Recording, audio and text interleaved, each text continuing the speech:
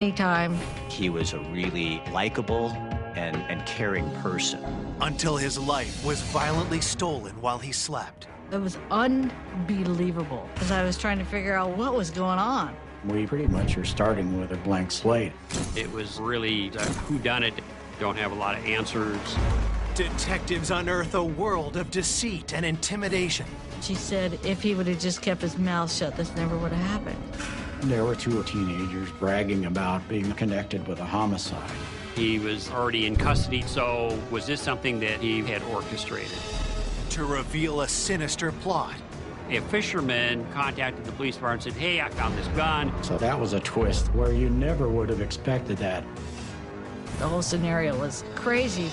And discover a mastermind no one expected. We were dumbfounded, like, what just happened here? I don't think anybody thought that this is how it would end. I felt totally betrayed. I wasn't just shocked. I was floored.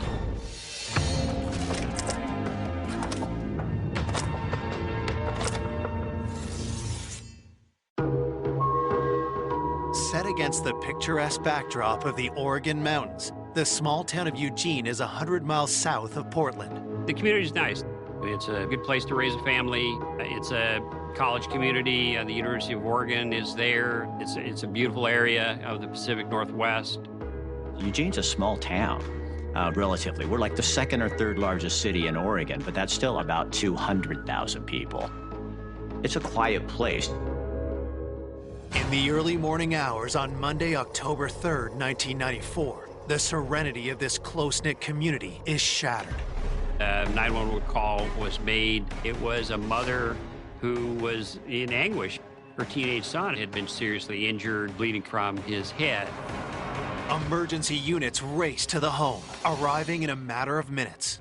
When the first responders arrived, they were able to quickly assess that it was a gunshot wound to the head. And although he was unconscious, he was still alive. As paramedics battle to save the teen, police arrive to investigate the shooting. Janice Itura identifies the victim as her 18-year-old son, Aaron Itura. Aaron Itura was almost immediately transported to the hospital.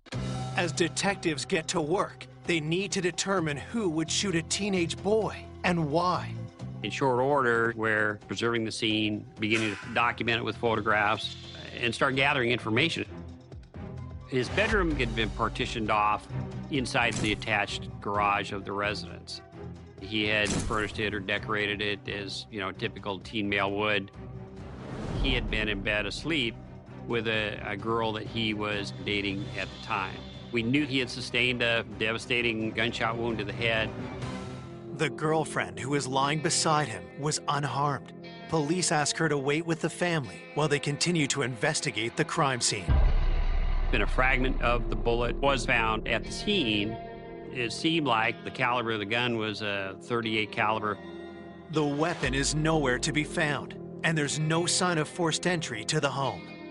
Somebody had just opened the garage door. It wasn't locked. There's nothing of value missing. Detectives wonder if the attacker could have a personal motive. If somebody had a gun and they went in there to steal property, but the people woke up and discovered them, you would expect both people to be shot. The fact that one person wasn't shot and the other one was would indicate that there's a motive to single that person out. With the crime scene yielding little information, detectives question those closest to Aaron, his family and girlfriend, who were at the scene of the crime. I mean, it was a really whodunit out of the blue. Don't have a lot of answers. The police department were still trying to figure out what happened and who was involved. The detective questions how Janice came to find Aaron. Aaron had gone to his room, and his girlfriend, Carrie, was spending the night. And then all of a sudden, about 1:30 in the morning, I hear screaming. So I went out to the bedroom, and here's Aaron on the bed, and his girlfriend, Carrie's just freaked out. And I looked at Aaron, and he had a big old gash on his head. Then I saw blood. And I called 911, and then I just grabbed him and I held him for a while. I was trying to figure out what happened. Aaron Itura was born on December 28, 1975. He was the oldest of 5 children, raised by single mom Janice. Aaron was a good kid. He was there for anybody, anytime. And he had a lot of responsibilities as far as helping out, because I worked sometimes 2 jobs, and he took care of all of his young siblings. Growing up, Aaron was always tall for his age and came to be known as a gentle giant. People described him a big, lovable teddy bear. He was a really likable and caring person with a mom who was really involved in his life. In his last year of high school, Aaron was popular, well-respected, and easygoing. Well, he liked to draw. He wanted to go to art school in New York, and that was his goal. Recently, Aaron had found love with a local girl named Carrie. She worked at the little neighborhood store, and they had been dating about 4 or 5 months. Aaron took pride in his community and was highly active in the area's anti-gang movement. He had the courage to step up and do what was right. He was just the type of guy that people came to with their problems. He was the protector. He watched out for everybody. Aaron was looking ahead to a bright future. No one can think of anyone who'd want to shoot this young man point blank in his own bed. Investigators turned to Aaron's girlfriend, Carrie, who was lying next to him during the attack. Carrie tells detectives she awoke to the sound of the gunshot, but couldn't see much in the dark. Carrie, the girlfriend, certainly needs to be looked at as a potential suspect because of her proximity at the time the shooting occurs.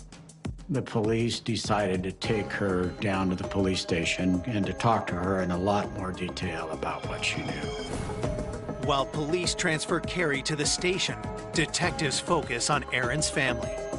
In the early stages, it's really important to exclude witnesses from being possible suspects. Part of the procedure of the police was to take gunshot residue swabs from the people in the house. I needed to get to the hospital. I needed to see how he was, but we couldn't leave. We had to wait till we were cleared through the gunpowder residue testing. Aaron's mom and siblings test negative for gunshot residue. They immediately race to the hospital. Janice was almost immediately notified by a doctor that her son's brain scans showed that there was no brain activity. The nurse was trying to tell me that, he's not going to make it. Later that morning, the decision is made to take Aaron off life support. I think he just was done fighting. I lost a big chunk of my heart. I just couldn't believe that I'll never see him again. As Aaron's family grieve their devastating loss, at the station, detectives interview Aaron's girlfriend, Carrie. They ask her if she knows of anyone who would want to harm Aaron. She claimed she didn't know why this occurred and who would have a motive to have killed him. When detectives question Carrie about trouble in their relationship, she denies any problems. Maybe she just wasn't being straight or truthful. Right off, you can't rule out the possibility that someone like Carrie may have shot Aaron for some personal motive. Forensics check Carrie's hands and clothing to determine if she fired the weapon that killed Aaron. Gunshot residue wasn't there. Swabs confirmed that she was not involved in a shooting. With Carrie ruled out as the shooter, police ask her if anything unusual happened that night. She tells police about a mysterious phone call Aaron received just hours before the crime. Carrie had mentioned a call had been made to the house. It was some girl, just wanting to know if Aaron was there. And then the caller hung up. Investigators have Carrie walk them through the moments before Aaron was shot. She said she was laying next to him. They were both fast asleep when she was awakened by some noise, which, as it turns out, was a gunshot. Then, Carrie reveals a crucial detail. Carrie becomes a key part of the investigation. She mentioned that she had seen who did it. Coming up, the investigation takes a stunning turn. What we learned indicated that they knew a lot more about what happened than what they'd said originally. And unravels a tale of betrayal. And I'm just like, did I just hear her say what I think I heard her say? There was almost something pathological about their relationship. To reveal a ruthless killer hiding in plain sight. They were absolutely a master manipulator. It was what they call a Jekyll and Hyde. It was really shocking how the case turned.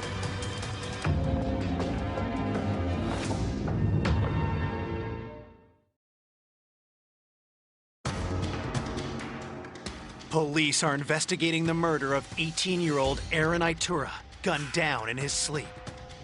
Aaron's girlfriend, Carrie, is the sole eyewitness to the crime, and police are hoping she can provide them with a lead. The police department are still trying to figure out what is the reason why he would be singled out and killed. Detectives continue to question Carrie about the details surrounding the murder. Carrie provided information to the police that it was two killers. She believed they had their faces covered with bandanas and their hands covered, so she could not get a good description of them. She was able to identify them as young males, but not much beyond that. But who could the two masked assailants be? Police ask Carrie if she can think of anyone in her recent past who would want to harm Aaron. She might have had a jealous ex-boyfriend who might have had a grudge against Aaron that she would have been aware of. And so we were exploring all of those avenues to find any potential connections. After interviewing Carrie, police dig into her background and find no serious ex-boyfriend or anyone else that could link to the crime. With no significant leads, investigators turn to the community for help. We pretty much are starting with a blank slate. The police had kind of fanned out, into the community and were asking people whether they knew anything about what had happened to Aaron Itura. But no one heard or saw anything suspicious. For this laid-back community, news of Aaron's brutal murder is a shock. All we knew was this young man had been sleeping in his bed and somebody had gotten in there and shot and killed him. We were dumbfounded, like, what just happened here? This is Eugene, Oregon. You don't have young people being killed right in their home, in their bedroom while they're sleeping. And people were scared. Detectives begin to look at Aaron's work with the anti-gang group. Had he made some dangerous enemies? Law enforcement was certainly concerned about gang activity. There was a sense, anyway, that Aaron, he's been at these anti-gang task force meetings, and now this kid has been shot in the head. So it certainly raises questions. Police learned that Aaron had been working closely with local anti-gang activist Mary Thompson. A lot of people knew who Mary Thompson was. She was wanting to sound the alarm about gangs in Eugene. And she established herself as kind of the citizen voice among law enforcement and other agencies dealing with that. She was a working mom with a teen, her son Bo, who was getting in and out of trouble. Mary Thompson was involved in publicizing the threat of gangs. How that developed for her was that her son, Bo, who was 16 and had gotten involved in some gang activity and serious crimes. She said he's a member of a local Crip gang, and if it can happen in my family, it can happen in any families. And oftentimes, she was going to various schools and in the media for an anti-gang sentiment. Mary's home was open to troubled teens trying to avoid gang life, but she needed help with her expanding network. Aaron got approached in school about assisting with the community outreach. He took that role seriously. Aaron was very proud. Sometimes I could hear him talking to his sisters about, I've got to do this. I'm going to help some kid someday, and Mary's on the right track. I thought she was amazing. Here's a woman that's 40-some years old, and she is out with Aaron, making people aware, because most people in this town had no idea that this was going on. The day after the murder, investigators pay Mary a visit, looking for a lead. She was shocked that Aaron Itura had been shot and killed, and more than willing to try to help in any way that she could. She offered a whole list of names of people that she knew were associated with him. Then, Mary shares a disturbing detail. When the police went to talk to Mary Thompson, she told them about a gang member from Portland that was a Crip that had stopped by her house looking for Aaron Itura before the homicide. And she identified him by the name of Sonny and said what kind of car he was driving. And this gang was dangerous. He wasn't somebody that she previously knew, just that he had showed up and was inquiring about Aaron. Where does he live and what can you tell me about him, sort of thing. Her information was that people in the gang life up in Portland were upset because of Aaron's cooperation in anti-gang efforts. Given the proximity of when this had occurred to Aaron's death, you couldn't ignore that this might all be coming out of people in Portland. She provided a general description of Sonny and of a car that he was driving. He wasn't on our radar. So the information about Sonny was documented and passed on and shared with the Portland Gang Bureau. While Portland's gang unit tracked down Sonny, Eugene police talked with Aaron's friends. Had Aaron been concerned for his own safety before the murder? They said before the homicide, Aaron Itura told them a story about a gang member wanting to do harm to him. But there's not a lot of information. This could be significant. This might, in fact, be gang-related. So we were looking for the active gang member of Sonny.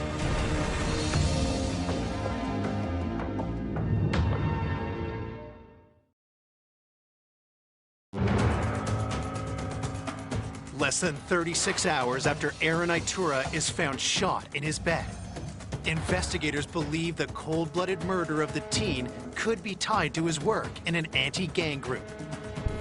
According to Aaron's mentor, Mary Thompson, a gang member named Sonny had been looking for him. The result of the inquiry with Portland has come back and they came up blank.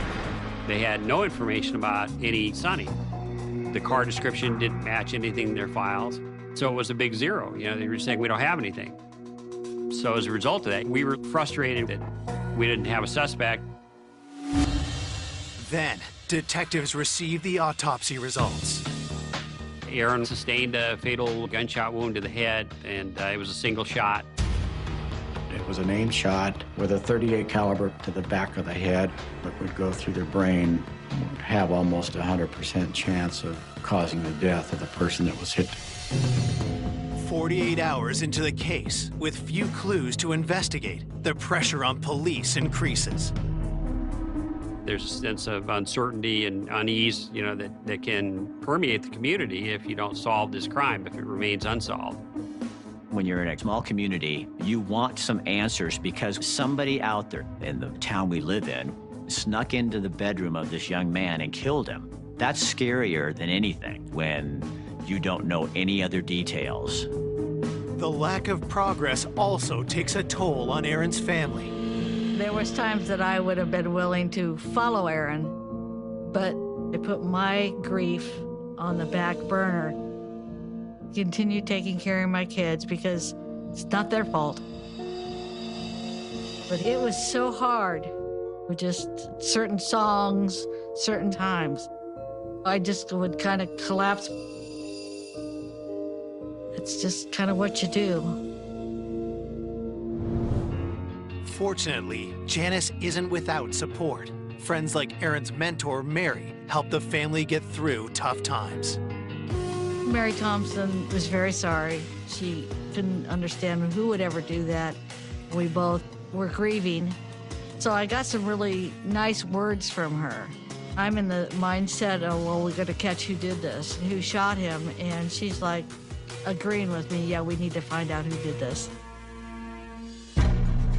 At the station, police search for new leads and find a report about a recent incident involving Aaron, and are surprised when they come across a familiar name. Mary Thompson's son, whose name was Bo Flynn, was connected to this case. He was 16 years old. Bo had been involved in the juvenile system before for his violence and criminal activity. He was empowered and emboldened by dangerous crime. We learned, and Mary asked Aaron to keep an eye out for Bo and try to steer him clear of trouble. The plan was just simply for Aaron to spend time with Bo, be a positive influence. But instead of Bo moving away from trouble, he drags Aaron into it. 3 weeks before the murder, they have a dangerous encounter. Bo and Aaron were in West Eugene and encountered some other youths. And one of them had some prior issue with Bo. Bo suspected that this kid had snitched him off, or they got into an argument or whatever it might be. The confrontation escalated. Bo, who was carrying a knife, produced the knife and ended up cutting the other kid. Patrol officers arrived and they both were arrested. Aaron went to the Lane County Jail. They had to go down and get him. And I was so mad at him that I said, "You're responsible for your actions." But he did know right from wrong. And he was not afraid to stand up for what was right. Then, Aaron makes a risky decision to testify against Bo. Aaron was killed on October 3rd, just 2 days before he was due to give his witness statement. Was this the reason for Aaron's murder? We consider the possibility that Bo was involved in the killing, especially as this potential motive emerged that Aaron was a witness in a pending case against Bo that would result in him being incarcerated potentially 3 or 4 years. Investigators pay a visit to Bo, who's in custody at the state's juvenile facility for the knife assault. He was already in custody at the time that the homicide occurred, so was this something that Bo had orchestrated? When detectives interview Bo Flynn and ask him what happened, Bo Flynn says, "I didn't do anything, I don't know anything about it." At the time, there wasn't any credible information that developed that suggested that he had orchestrated this crime. The police don't have any evidence that gives Bo's role in the commission of this murder. Having lost Bo as a viable suspect, detectives are at risk of hitting a standstill in the case. But then, Aaron's mom contacts police with a disturbing new lead. I told him that somebody heard a couple of other people at the high school were talking about how they were going to take care of the big guy. And we all knew the big guy was Aaron because he was the biggest kid at Willamette High School. We also were hearing rumors that there were 2 young gang members involved in the community bragging about being connected with a homicide. Police dig deeper into these rumors, turning to Aaron's friends for more details. When we're talking to kids that were associated with Aaron, we're just trying to find out, what do you know and who could have done this? Jim Elstad and Joe Brown had been identified as part of this loose-knit group of kids that were often frequenting the Thompson residence. And they were kind of on the fringe. The information persisted that both admitted and talked about the murder itself. They were saying that they had done the killing. They were proud of what they'd done. These kids needed to be contacted. Even as we were working, it was really shocking how the case turned.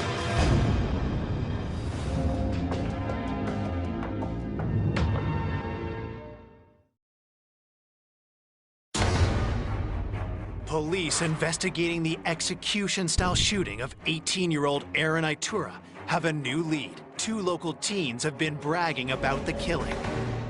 What the word was on the street was Joseph Brown and James Elstad were the 2 individuals involved in the killing of Aaron Itura.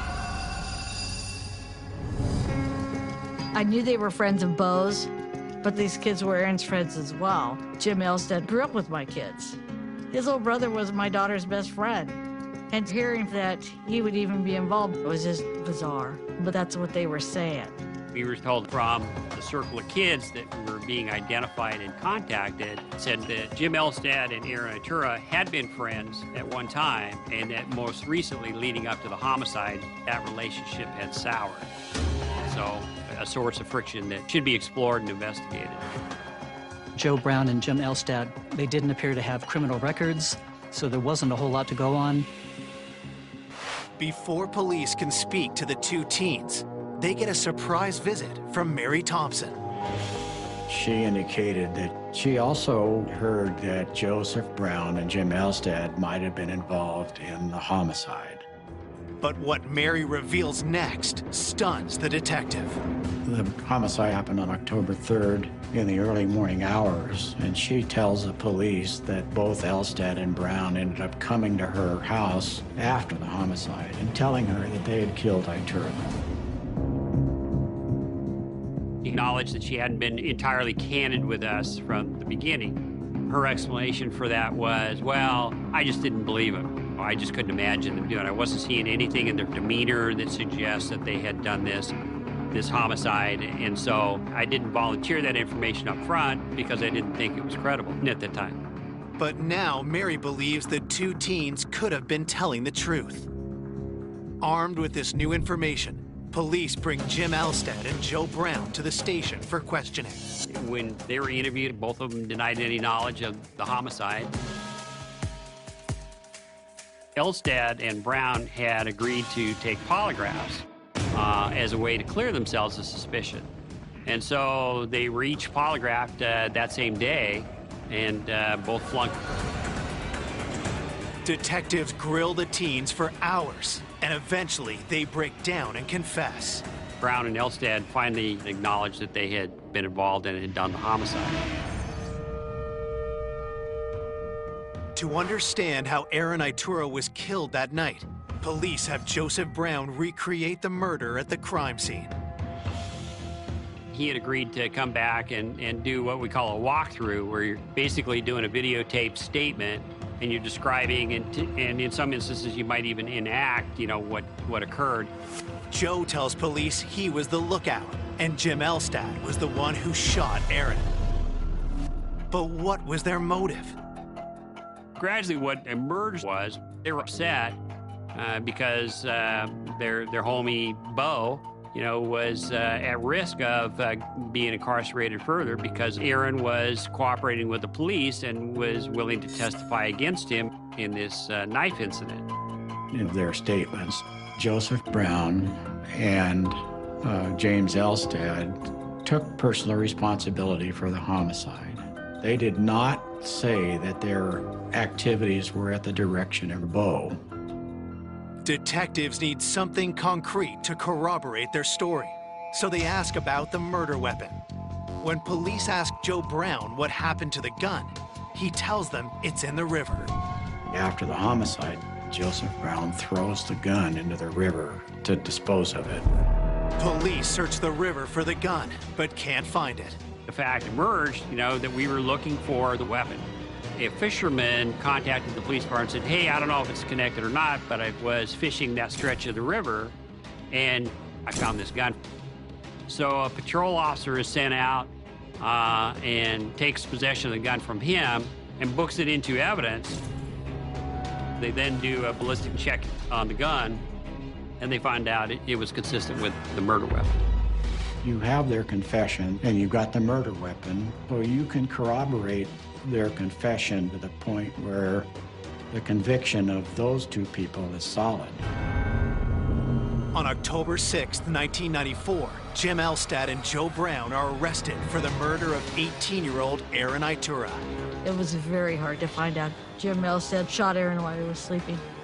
It was just unbelievable. After the arrests, Aaron's mentor, Mary Thompson, reaches out to Janice. Mary called me. First it was like, well, we need to get together, maybe have a coffee, and I'll buy you lunch. And then she said, if Aaron would have just kept his mouth shut, this never would have happened. And I'm just like, did I just hear her say what I think I heard her say? At that point, I got real concerned. So I called Detective Rainey and told him what happened. What we learned indicated that Mary knew a lot more about what happened than she had said originally. For police, Mary's alarming statement is one of many things they are now questioning. Initially, it was thought to just be this homicide that had been committed by these two guys, but there was just this overriding perception that she was more involved than she had admitted.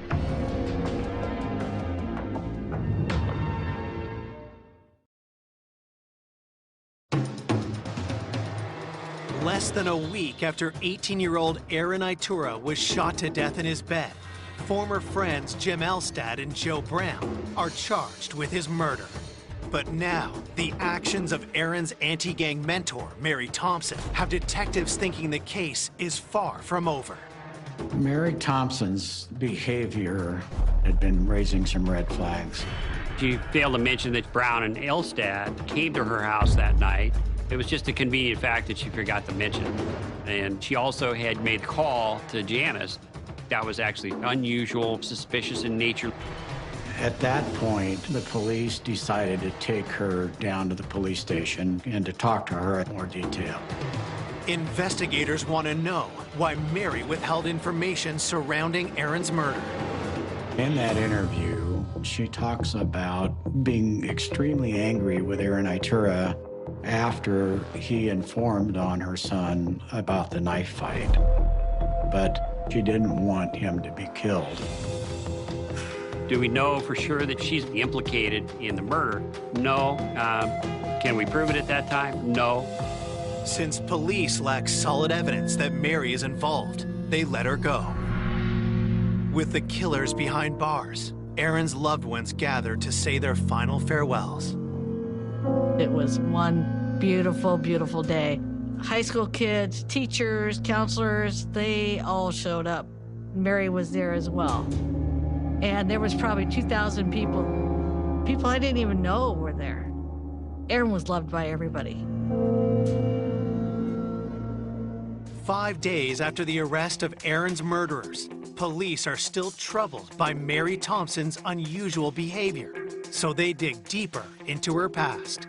10 or 15 years prior, there was some other events in Josephine County, which is a county in southern Oregon. She had identified herself as being a person that was working as an assistant to prosecuting the drug trade. And it turned out that she was a methamphetamine manufacturer at that time, and that she got caught selling methamphetamine. Looking at Mary Thompson's past, she was engaged in criminal activity. It was definitely shocking. She was a crime fighter that the community trusted, that had engaged in that kind of behavior. So that was a twist where you never would have expected that.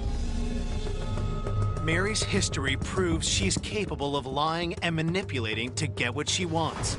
Now investigators wonder what she's capable of in connection to this case. As we knew and learned more about her, it was pretty eye-opening, shocking even to investigators. Part of the picture that emerged about Mary was her relationship with her son, Beau, and how protective she had been of him. She'd had a bunch of relationships in her life that had not turned out, and the only one that stayed with her was Beau Flynn, her son. And so she was willing to do things that were antisocial and illegal in order to maintain Beau's relationship with her. She viewed herself as being a peer. Instead of directing her son to be a law-abiding citizen, she chose to get in the criminal gutter with him. There was almost, I'm no expert, but almost something pathological about their relationship in terms of what a parent will do to protect their child. She knew that Aaron was the only thing standing between her and her son's charges. After Beau, the only person that had motive to eliminate Itura as a witness was Mary Thompson. Detectives start questioning the teens Mary claims she's been keeping out of gangs. When we're talking to kids that were identified as having frequented the Thompson residence, they weren't involved in school, they didn't have healthy relationships, they were all kind of lacking something in their life and felt that. It seemed that she already had developed a family structure that she was able to manipulate for her own purposes. And she had somehow orchestrated the murder of Aaron Itura. And as a result of that, she began emerging more and more as this prime suspect. But could Mary go so far as to have Aaron killed? To advance this investigation, the idea came up about doing a wiretap to see if something was being said here that could be used to either eliminate Mary from suspicion or would lead to evidence to convict her of murder. On the wiretap, detectives hear Mary's son, Beau, who's on parole, discussing gang activities with other gang members. They called themselves the 74 Hoover Crips. They were involved in selling drugs and stealing property. We were thinking it was possible Bo was in charge of the gang. Just when investigators think Bo is the gang leader, someone else comes on the line. It became quickly apparent that Mary was calling the shots. She was pressuring people to do stuff. Mary Thompson's role in the gang is definitely as a leader. They heard Mary planning robberies, beatings, car thefts, just a hive of criminal activity. Mary Thompson, in her exchanges, in these intercepted phone calls, clearly is talking the talk. I mean, she knows the lingo, the street language, and she's a very legitimate threat. She tells them she's got connections outside of Eugene even that, if need be, she can marshal to come in and start dealing with people. But nothing links Mary directly to Aaron's murder until she makes a telling statement. There's a conversation that she has with a gang member, and she says, "Don't worry, I haven't screamed at you, have I? Aaron Itura got screamed at before he got whacked. He knew how I felt." So she essentially admits to the gang killing Itura. It ripped off the veneer of her being this concerned mom who only immersed herself in this culture out of concern for her son. Facts that were developing were pretty revealing. Though the admission is damning, detectives know they'll need more to secure a conviction. We felt that we needed a direct witness who would tell us about all these conversations that happened up and including the homicide of Aaron Itura. Our tactic was to break the gang, essentially, and to see what we could do about getting them to testify against Mary Thompson.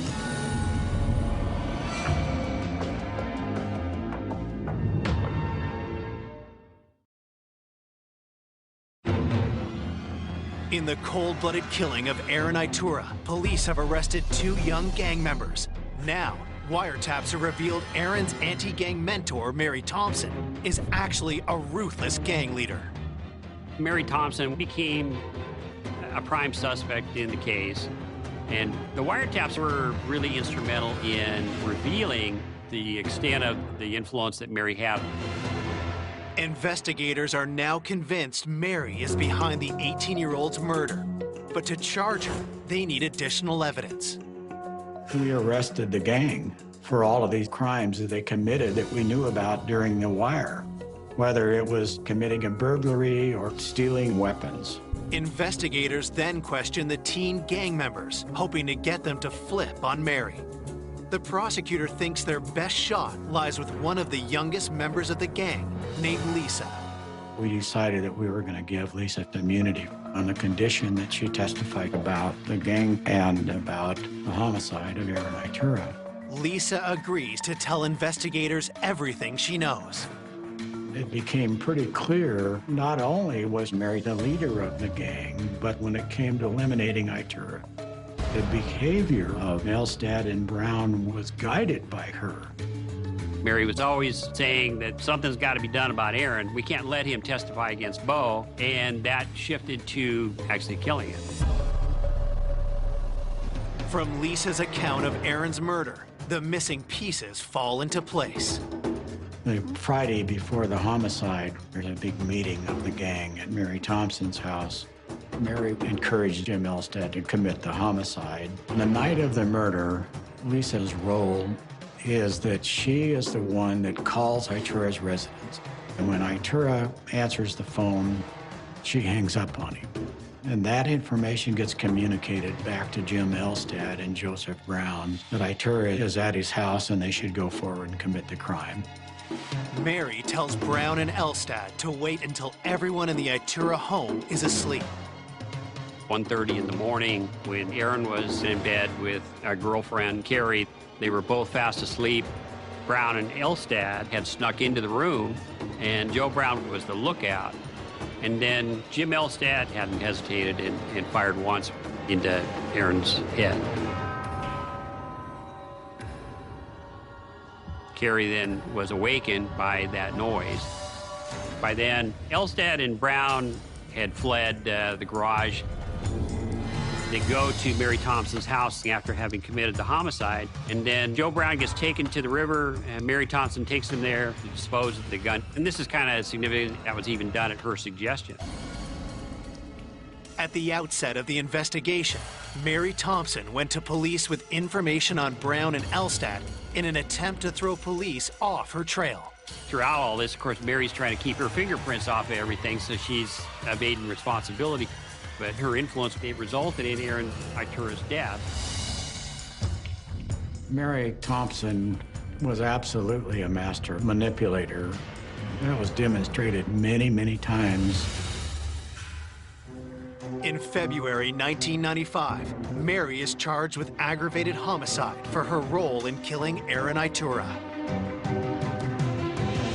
I was floored. I just had no idea that Mary could have been involved at that extent. It was just what they call a Jekyll and Hyde, you know. I felt totally betrayed by another mom. I don't think anybody suspected when she was teaching us about gangs that she actually was planning the whole thing. Everybody was trying to do the right thing by her and her crusades, and her telling me how amazing my son was, and the idea that he would go out and help her and then find out that she would have murdered my son herself. In December 1994, Joe Brown and Jim Elstad received 10 and 16 years respectively after pleading guilty to the murder of Aaron Itura. Almost 2 years later, on June 4th, 1996, Mary Thompson goes to trial and pleads not guilty. Gang members testify in court, supporting the prosecution's case. They all eventually, came on board and were effective witnesses. After a 6-week trial, on July 23rd, 1996, the jury finds 41-year-old Mary Thompson guilty for her role in the murder of Aaron Itura. It's been such an emotional trauma on us all. It's like, it's not only me that she's hurt, it's not only my son that she's destroyed, it's my family, his friends, the kids involved, everybody. She's probably been doing this her whole life, but she didn't win. Mary Thompson is sentenced to life in prison for aggravated murder, among other charges, including hindering the prosecution. When you think of the level of deception that she perpetrated, and then ultimately to see her held responsible for that, that's a real satisfying feeling as an investigator. The whole case from beginning to end was unsettling. I don't think anybody would have gone into it thought that this is how it would end.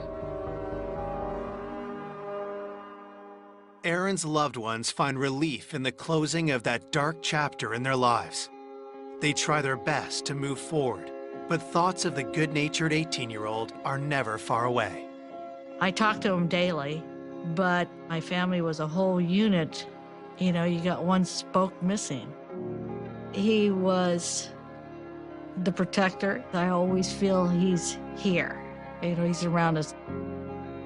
You know, he still had the courage to do the right thing. And he did the right thing in the end, even though it cost him his life.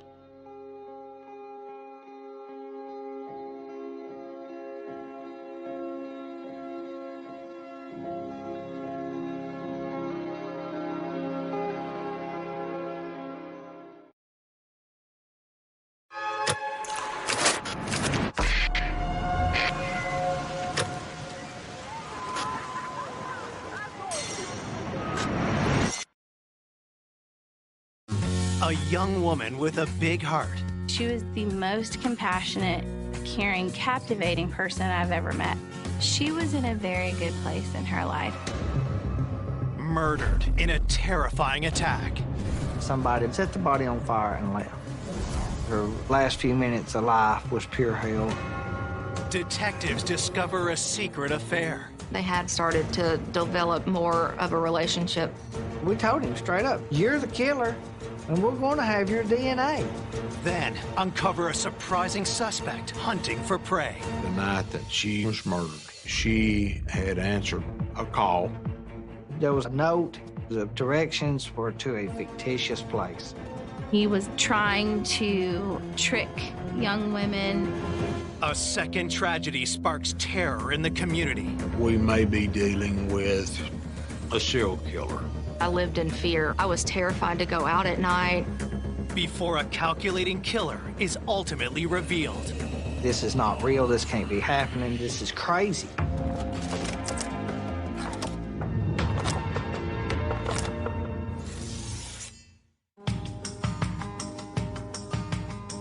Just 90 minutes from the bright lights of Nashville, Tullahoma, Tennessee is a quaint city full of Southern charm. Tullahoma is a very small town. Everybody knows everybody. Your teachers at the high school are the same teachers that taught your grandparents. The community is very close-knit. The people there are genuine. It's a safe place to live. We don't have a lot of violent crime. In the early morning of July 2nd, 2012, a grisly crime is discovered that sets the whole town on edge. I got the call that a couple of younger people were driving down a very, very rural road, and they seen a fire. They were going to put the fire out. But when they went over there, they noticed that it was a body that was on fire and called 911. When I arrived at the scene, several other investigators were there and said, this is real bad. It appeared that foul play was involved. We wasn't sure that she was murdered at this spot. It appeared that somebody may have just pulled over or backed up, dumped the body, set the body on fire, and left. There were some tire tracks. We couldn't plaster cast them because they were in gravel. I just kind of surveyed what we had. There was no evidentiary value. Where do we go from here? First responders extinguish the fire, and investigators take a closer look at the scene. As we worked our way closer to the body, you started to get a sense of, how horrible this actually was.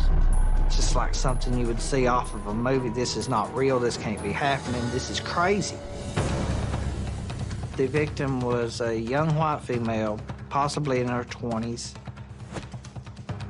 There was star tattoos behind each one of her ears. And there was a magnolia leaf tattoo. I remember she had a shirt on. It had something to do with the nursing technical school. She was undressed from the waist down.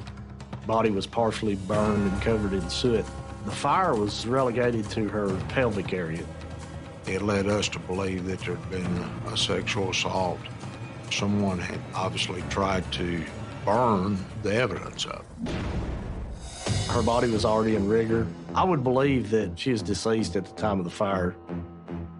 What was very glaring was blunt force trauma to her head. You could actually feel the broken bones in the skull.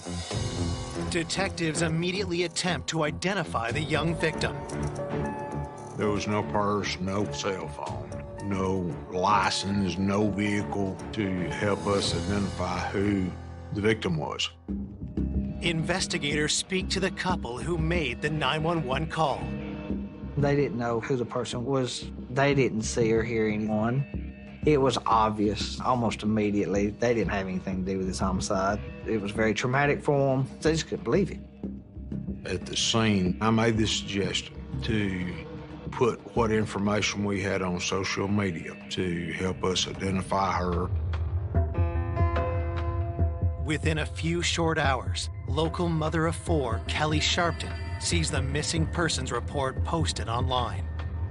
Mom was at work, and there was a post about a young girl that had been found. When she came across the section that said she had star tattoos, I was told that Mom screamed out in the middle of her office.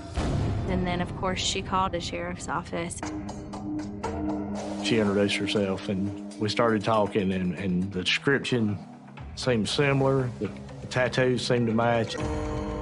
Kelly instantly heads down to the police station for a formal interview.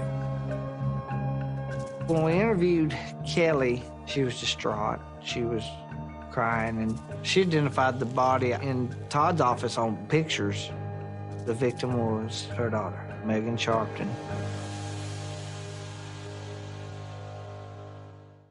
I walked in and I immediately heard my mom sobbing, and I can still hear her to this day. She just said somebody killed her last night. And it took me a second to figure out what she had just said. And then it hit me that she was gone. 24-year-old Megan Sharpton was a bright young woman with a big heart. She was genuine. She was the most compassionate, caring, captivating person I've ever met. She and I were really, really, really close. She had the best laugh. She was so fun. I could count on Megan to do anything for me. I knew she was always there. She was absolutely hilarious, very bold, but at the same time, you could tell she didn't want to be the center of attention. Regardless of who you were, where you were from, she didn't care. She really, truly cared for every single person. Megan had decided to turn her caring nature into a career.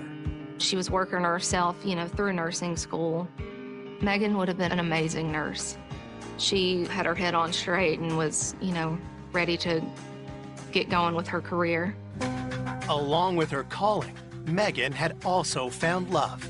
She lived with her boyfriend, Chris. They were together 3 to 4 years. They had the same, group of friends. She was in a very good place in her life. She had lots of goals to go on to those next levels in school, in her career. Megan was about 2 months away from graduation. She was very excited about it. Never in a million years did I think that somebody would kill her. Investigators start piecing together a timeline of Megan's last known movements. I spoke to her that Sunday afternoon. It was about 4 or 5. We would go to Mom's on Sunday and visit and have dinner and just kind of hang out as a family. But that Sunday was different. Megan said she would be skipping dinner as she had a last-minute job interview. She said that she would head to Mom's at some point. But Megan never showed up. Later on that night, she wasn't there. It wasn't a concern for us. We all thought, okay, well, something else must have come up. She was on her own time, and we'll see her sometime tomorrow. Tragically, it would only be a matter of hours before Megan is discovered dead and on fire. I was very much in shock that day. It didn't sink in that somebody killed her. It was just very, very hard to process. In the interview, Carrie and Megan's mom told us what kind of car she drives. We put a bolo out for that car. When investigators ask who could have been responsible for Megan's death, her sister doesn't hesitate. I said, Chris did it. Megan's boyfriend. And that is the only thing that made any sense to me. He asked me, why do you think Chris did it? I thought, Chris and Megan had an up and down relationship. They were like oil and water. They would be hot-headed and tempered at times. Majority of the time that a female's killed in the United States, it's someone that knew her. As quick as we could, we want to talk to him. He is a very high suspect. Coming up, police learn Megan's love life is more complicated than it first appears. Another person had actually been in a relationship with Megan. Did a dangerous love triangle lead to Megan's death? When someone is murdered like that, it's got to be a jilted lover. She had intended to leave him. That would be an absolute motive for murder. Just when detectives believe they have an airtight case, a new piece of evidence changes everything. I saw the video, surveillance of that person. It caught my attention big time. Never would I have thought it would wind up like this.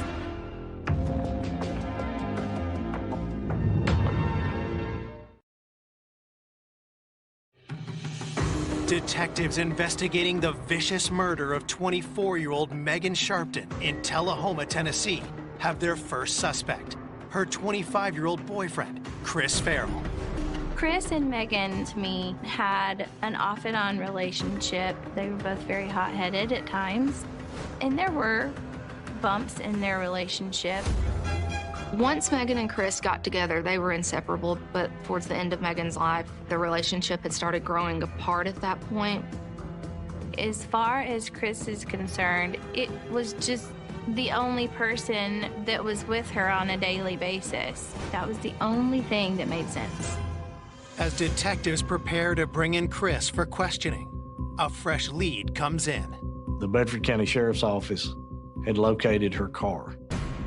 So I had picked up and rushed to where the car was found at.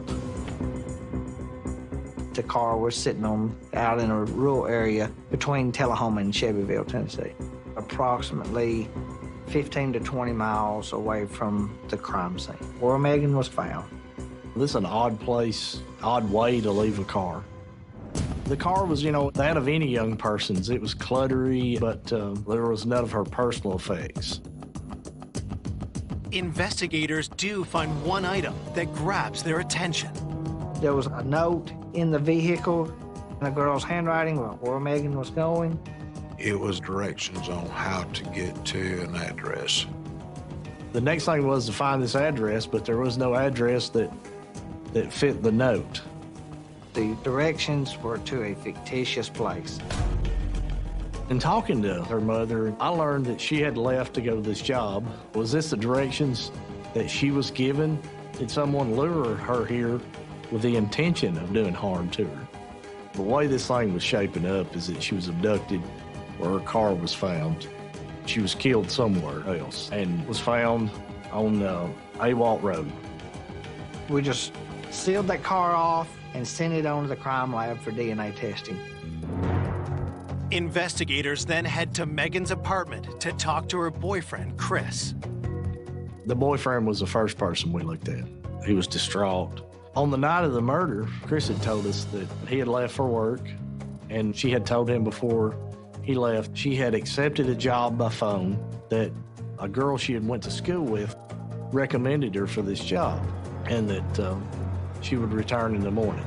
And in fact, she didn't return. And he became worried, and he had reached out to her mother. Following up on what Megan's sister, Carrie, had told them, detectives asked Chris if he and Megan had been having any problems. Chris described him and Megan's relationship as a good relationship, that they had their ups and downs like anybody else, but that he would never hurt Megan. Detectives are suspicious he might be hiding something. Why else would Megan's sister point the finger at him so readily? They asked Chris to come down to the station for further questioning. We interviewed Chris, and he was visibly shaken. When pressed about his relationship with Megan, Chris changes his story. He was quite honest. He said, that they didn't have the best relationship, that, it'd been somewhat strained. He felt like that maybe she wanted him to have a better job or maybe be more career-orientated. Megan was getting ready to graduate college and start her career, and I don't think Chris was there at that point in his life. He was still, wanted to be young. Chris swears he had nothing to do with Megan's death. Chris's alibi was that he was at work at a local department store where the majority of the night he's going to be on or near some sort of camera. Chris tells police he left for work at 5 p.m. and was there past midnight. But until his alibi can be confirmed and Megan's time of death is determined, he remains on the suspect list. From my interview with Chris, I learned that there was another person that lived in the house, Robbie Rosar. Robbie was one of Chris's friends. He moved in there at the end. My first thought was Robbie hurt Megan. That I'd never met in my life, that I know, nothing about other than what Megan told me. He was a little rough around the edges, but Megan loved everyone. I reached out that day and I asked him to come in.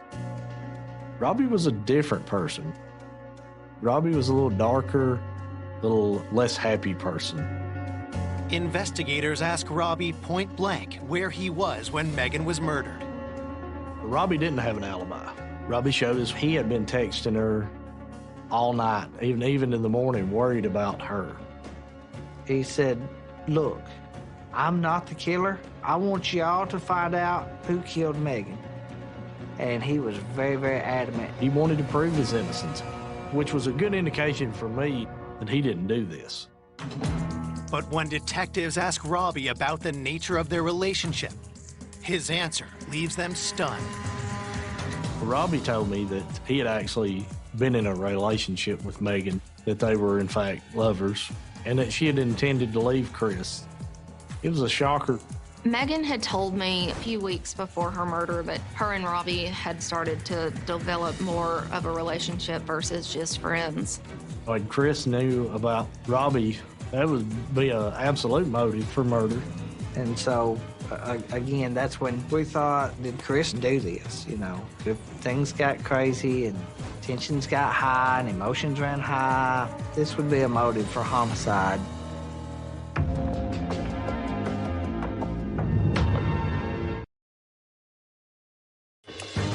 A day after 24-year-old Megan Sharpton was violently killed, detectives suspect jealousy could have motivated her murder.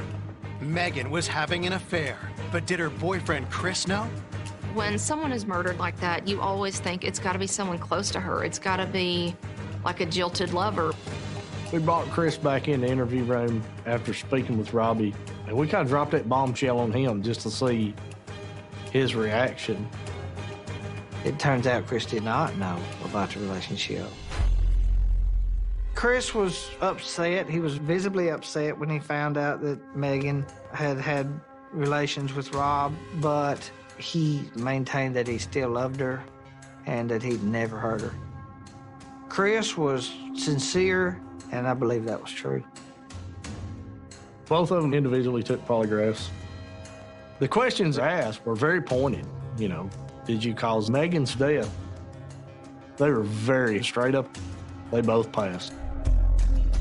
When Chris and Rob's polygraph came in, it moved them down on the list of suspects. You can't really take them off the list of suspects. They're just simply too close to the victim.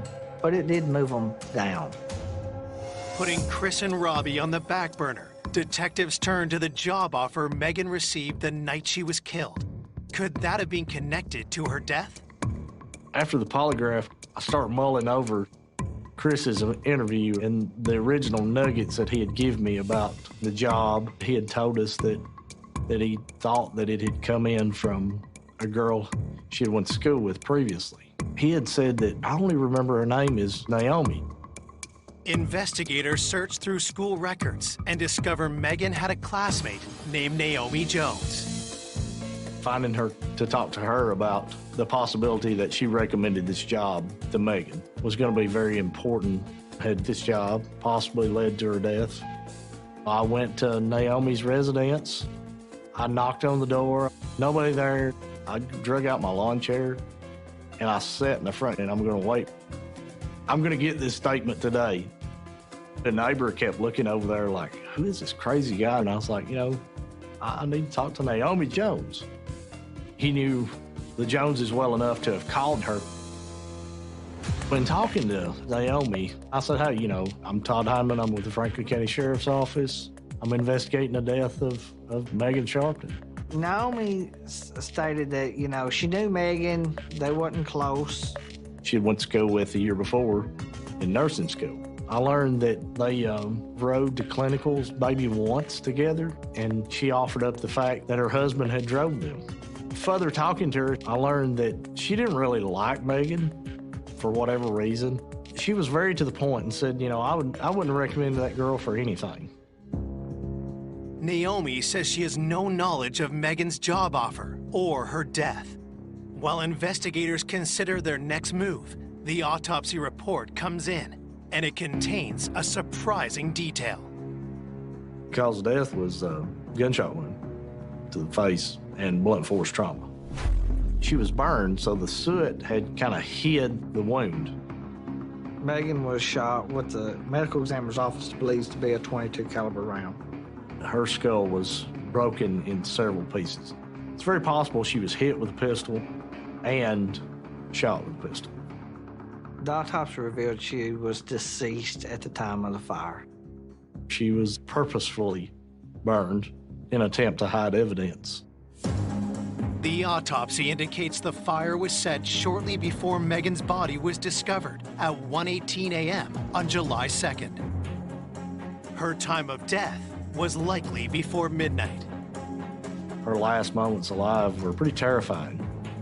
The report also confirms what police suspected at the scene. The doctor that performed the autopsy said that there was a presence of sexual assault. There was DNA present. I started feeling like there could be a resolution more quickly with that piece of evidence. The DNA is rushed to the crime lab for analysis. Then, 2 days after Megan's death, detectives get another possible lead. July the 4th, there was a guy in the creek fishing who found Megan's purse along with her driver's license, social security card. We never did find her cell phone. Megan's cell is still missing, but investigators order her phone records, hoping they might point to her killer. As the days start to pass by, Megan's family becomes anxious for answers. 10 days after they found her body, we decided to raise a reward for any information leading to the killer of Meg's case. Many in town begin to wonder if Megan's murder is connected to another high-profile investigation. It was the same time frame as the Holly Bobo case that was going on. It was a whodunit, just as ours. It was in Darden, Tennessee, which wasn't too far from here. And, you know, immediately some citizens would ask me, do you think there's any connection? As detectives compare both cases, they have a chilling realization.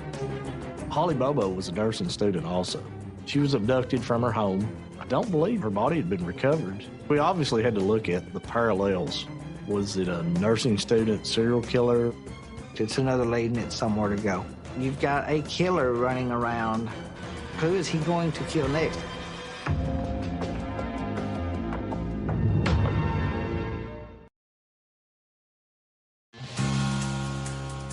Two weeks after Megan Sharpton was murdered, investigators are searching for a link to the unsolved disappearance of another nursing student in a nearby town a year earlier. The Holly Bobo case became interest to us, and our investigators reached out to theirs. There was concern that we may be dealing with a serial killer.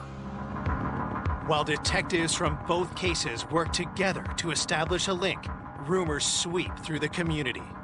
I was terrified to go out at night. I didn't like going places I wasn't familiar with, and I lived in fear almost of just everyone. With Megan's killer still at large, the sense of loss begins to overwhelm her family.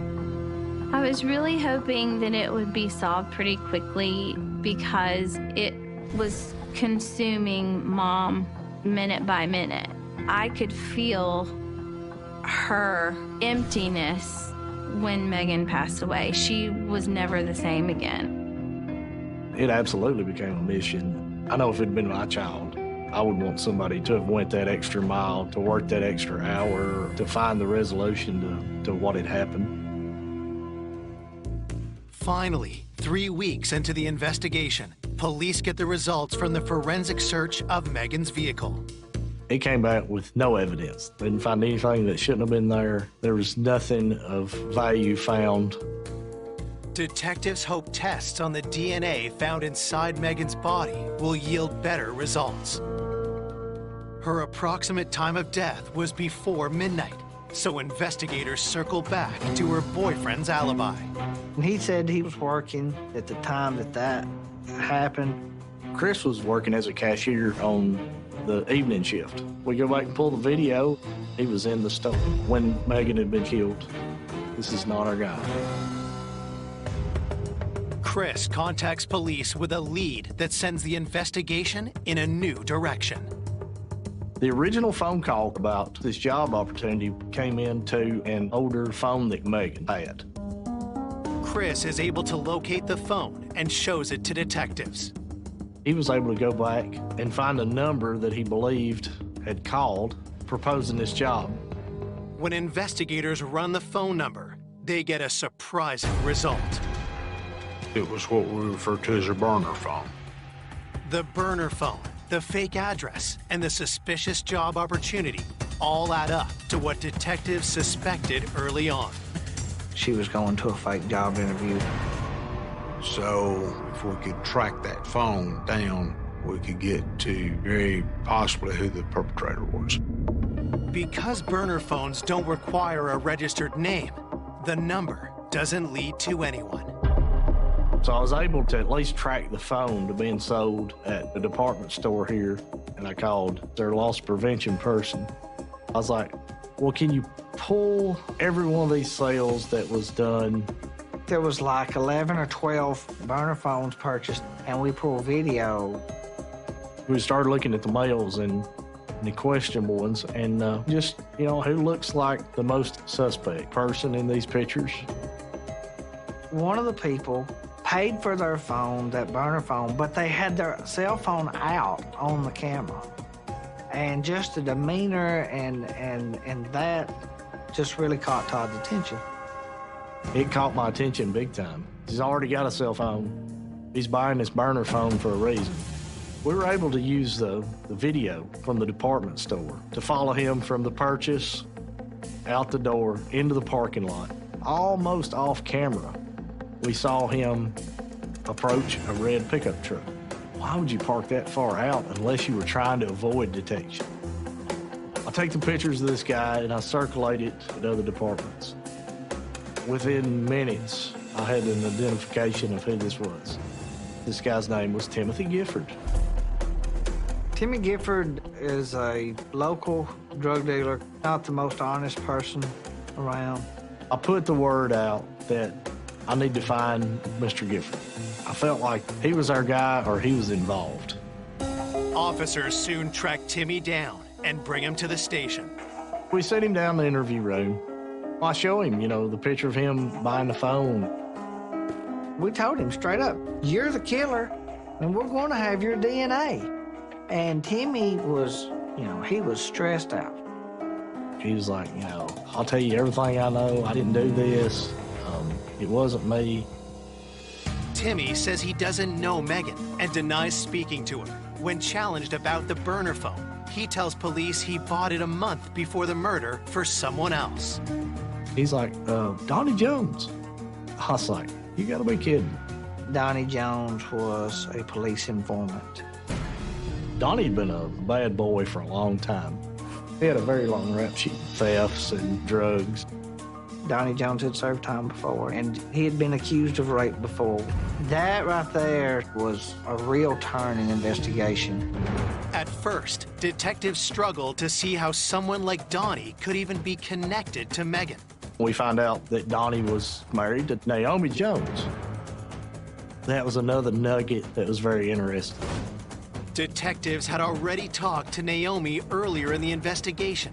She told police she did know Megan, but she had never recommended her for a job. Naomi was somebody that Megan went to school with. They would carpool with each other occasionally. And we found out that Naomi's husband, Donnie Jones, would drive them if the weather was bad.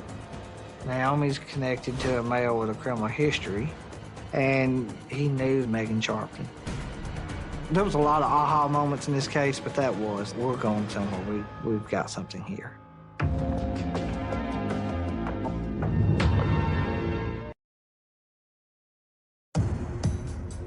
3 weeks after the murder of Megan Sharpton, detectives are interviewing Timmy Gifford.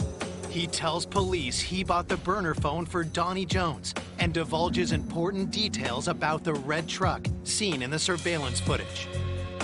Timmy Gifford said that the truck was Donnie's and that a few days after the murder, he had replaced all the interior. And I was like, ooh, that's probably my murder vehicle right there. The carpet has been replaced. It's been completely detailed.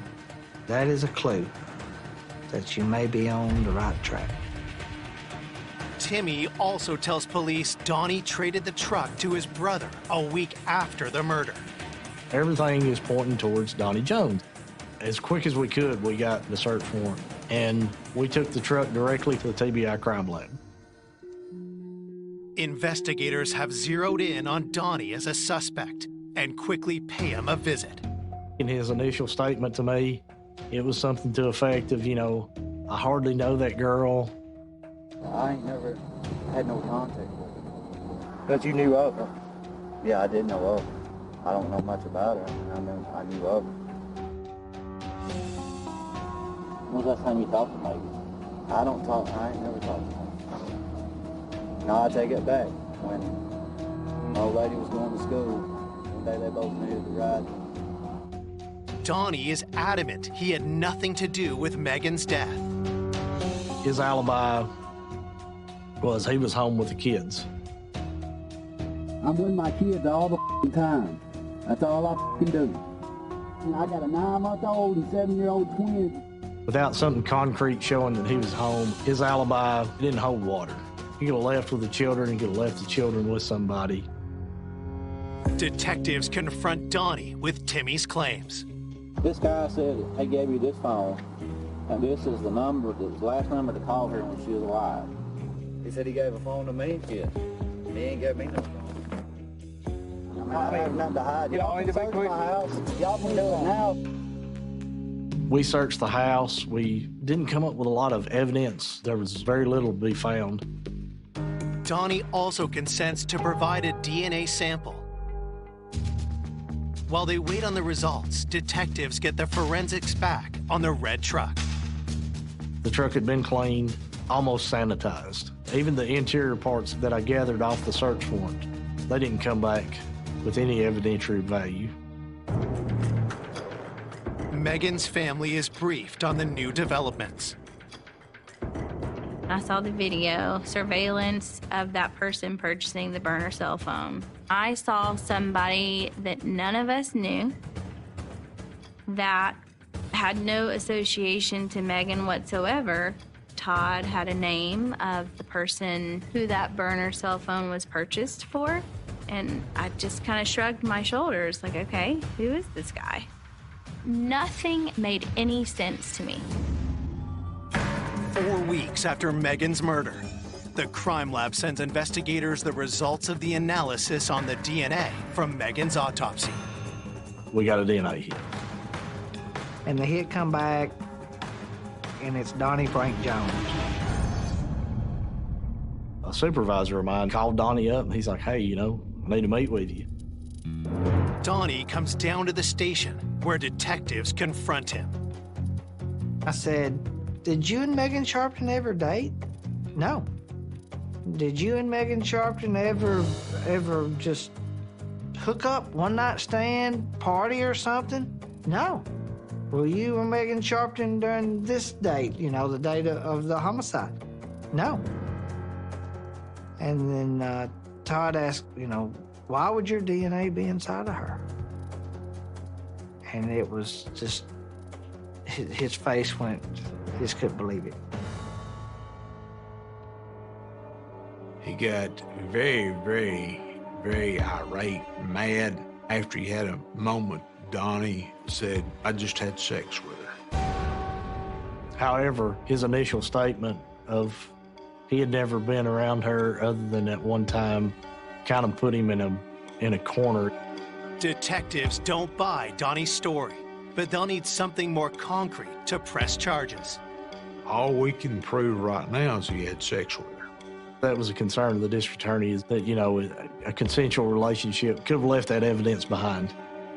Investigators have no choice but to let Donnie go. It was really frustrating for me. I was in complete disbelief. It was infuriating that he said it was consensual, and so he was allowed to walk free as they put the pieces together.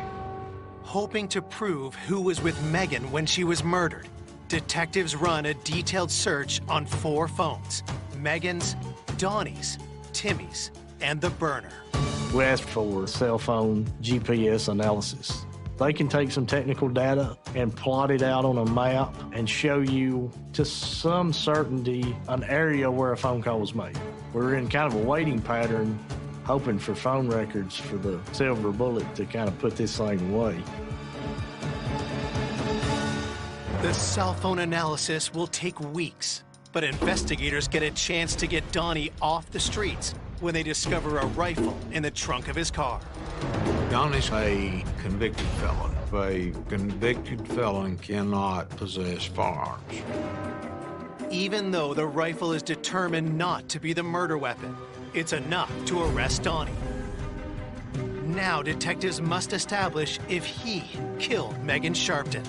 We got him into custody. We had the DNA, but at the same time, we needed more. We needed as much as we possibly could get. It's all theoretical until you can prove he murdered her. 4 months after Megan's murder, investigators receive the detailed phone data and find a clear link between Megan and her killer. And I was just ecstatic. It's hell yeah. I met with Kelly, and I told her in person, I know who killed your daughter.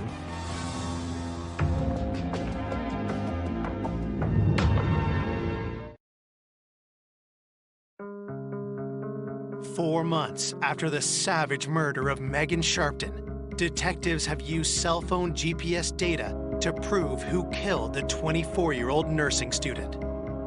That's Donnie Jones. On the night of the murder, the burner phone, I will refer to it as the murder phone, and Donnie's phone, they were in or about the same location. Timmy's phone is not involved. The murder phone and Megan's phone are talking to one another. And the cell phone records will show they were coming in contact with one another, and then they both stopped where her car was found. And I think at that time is when she was abducted. Using the cell phone data, we was able to show that at first that Donnie was close to the place where we believe she was abducted at. Then that he was close to the place I believe that he killed her at, and then that he was close to where the body was found. Donnie's family owns several farms in that area, and that's where we felt like that she was murdered.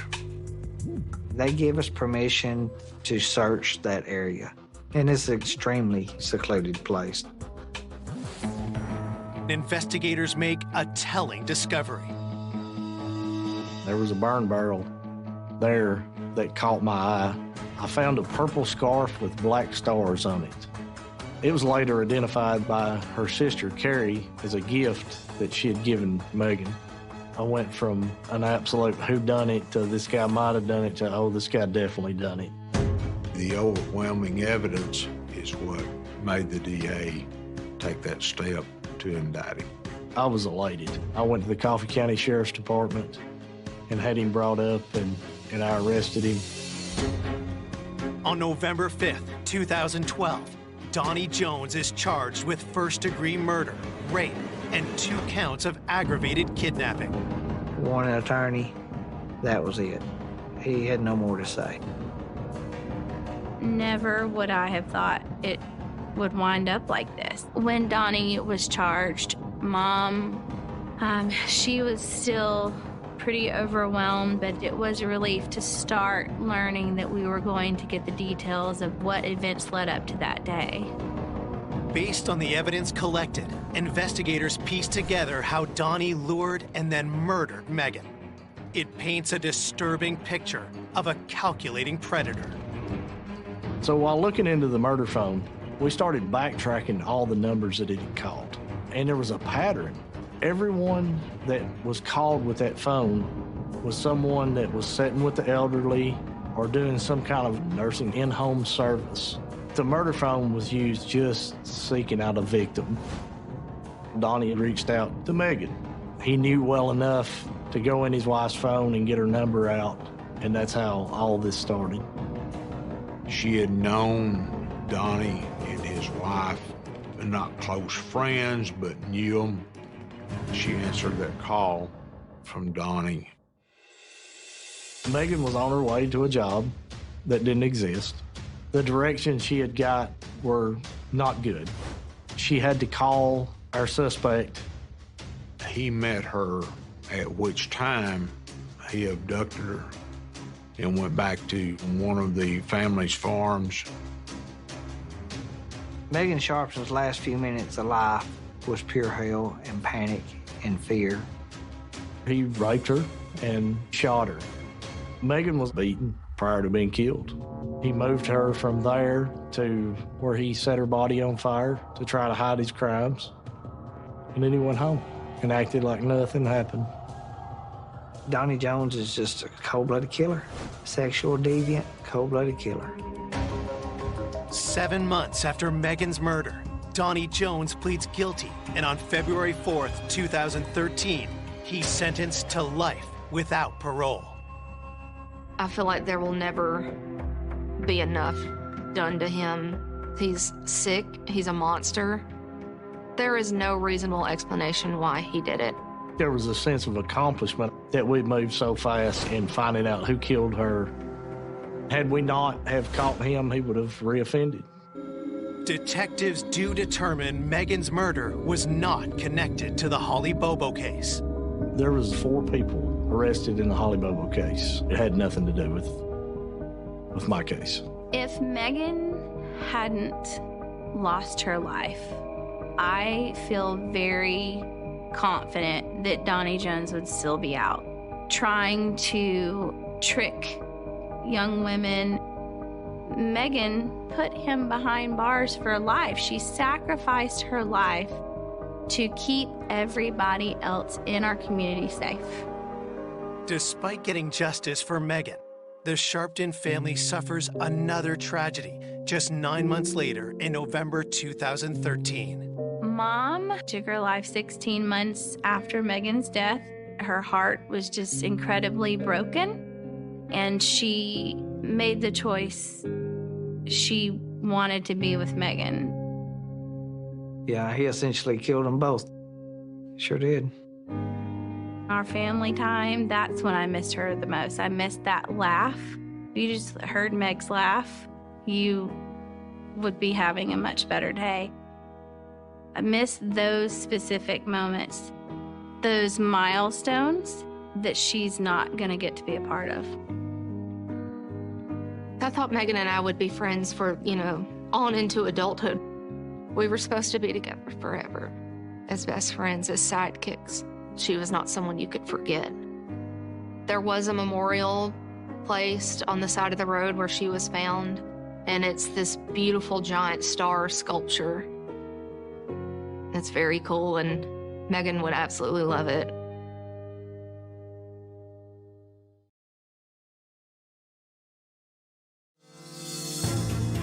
A good-natured, fun-loving man. He was just a wonderful person. He was so funny and so charming. Enjoying his retirement years. At that point in his life, he was very content. He was very close to his family, his nieces and nephews. Is brutally gunned down a month before his wedding. It was point-blank assassination. There's a big puddle of blood. Oh my God! Investigators pieced together a series of clues. We had to look at what role that upcoming wedding had and what happened. They'd have their arguments, they had their differences. Was the scene staged to cover up an intentional killing?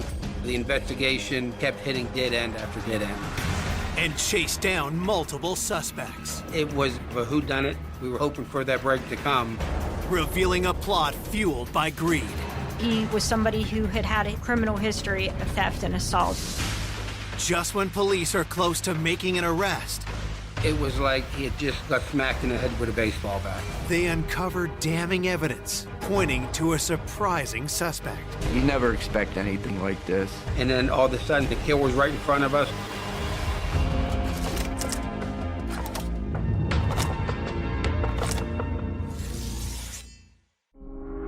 On a warm July afternoon in 2014, the sleepy Pittsburgh suburb of Kennedy Township is rocked by a panicked call to 911.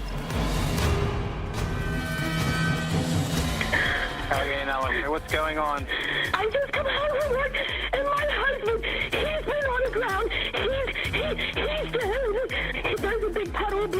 Police, fire, and ambulance are coming, okay? Please, please, help me! Oh, my God!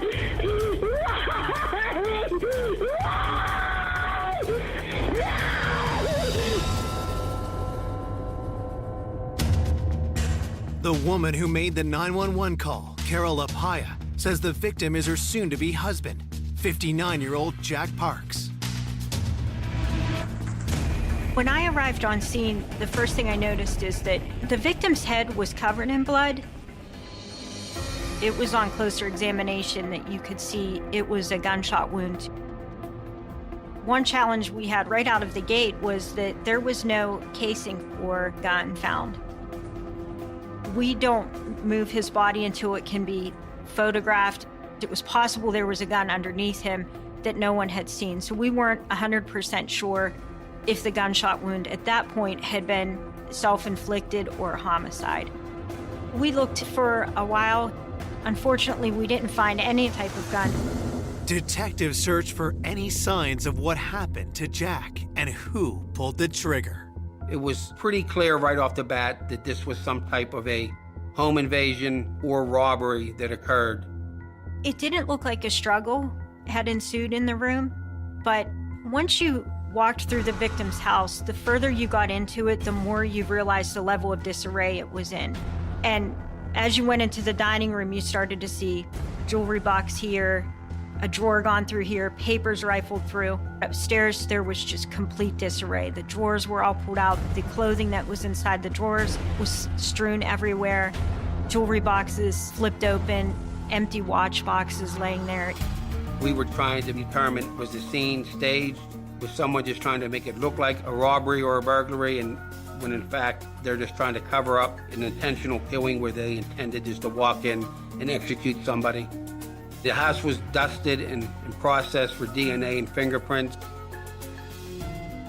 We then began to process the outside of the residence, looking for any type of forced entry, and none of that was found. Our first thoughts were the victim either knew the actor or was familiar with him. That's our first impression. So, who was friends with the victim, who would have access to the victim, who would have opportunity to the victim, and who would he trust? It really was a shocking case. He was killed execution style. This homicide happened in an area that we don't normally have murders. Jack's death is the first homicide in Kennedy Township in 10 years. The news stuns his family and friends. When I got that phone call and I heard Carol's voice, I knew something was wrong. And she said, "Jack's gone." I said, "What do you mean, gone?" She said, "He's dead." And then she said he was murdered. And I just went into shock. Jack Parks was born the second of 5 kids in Pittsburgh in 1955. Friends and family were everything to him. Jack always made friends. He was one of the best people I've ever known. He would do anything for anybody. We first met in 1st grade. We hit it off all through high school. And after that, it was a good ride. Jack was so well liked. He could be charming when he wanted to and funny. He was just a wonderful person.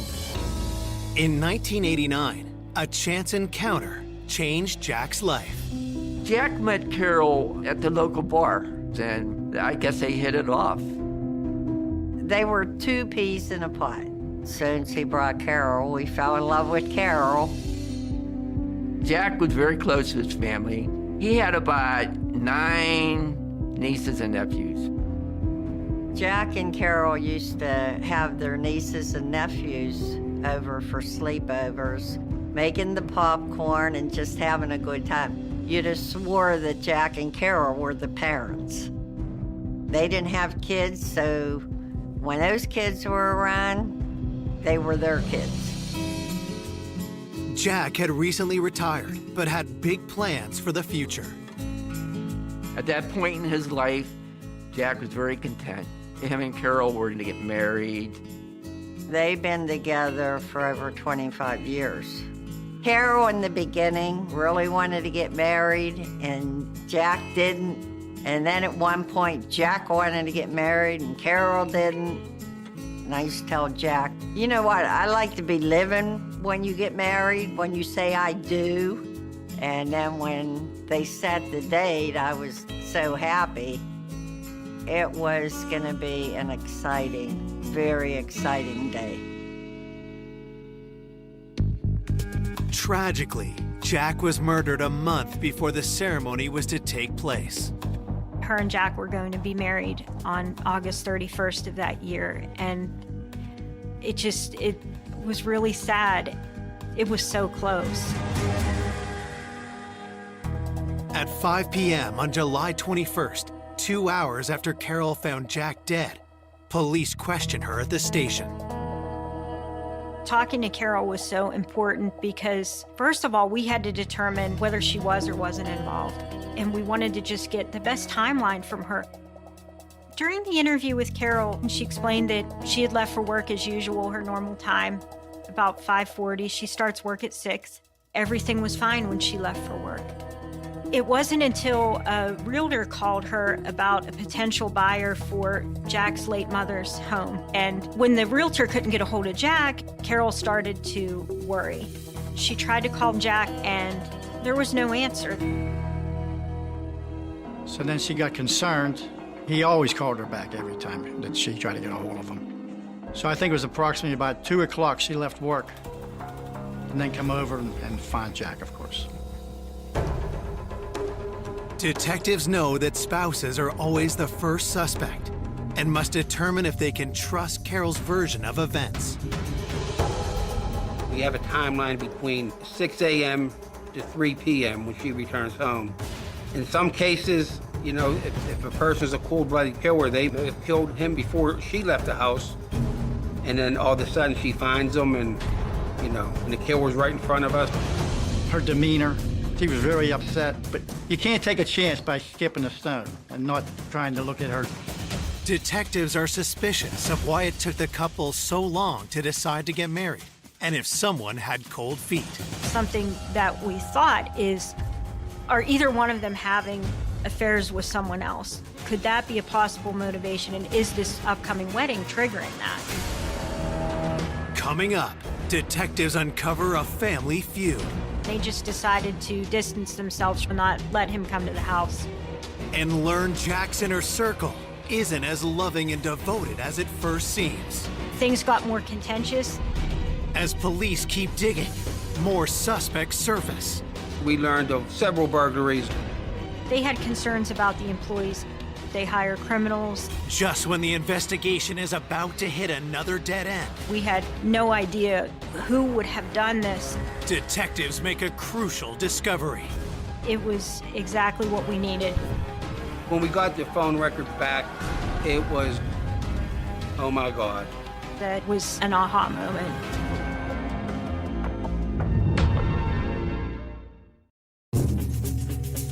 Kennedy Township Police are investigating the area's first homicide in a decade.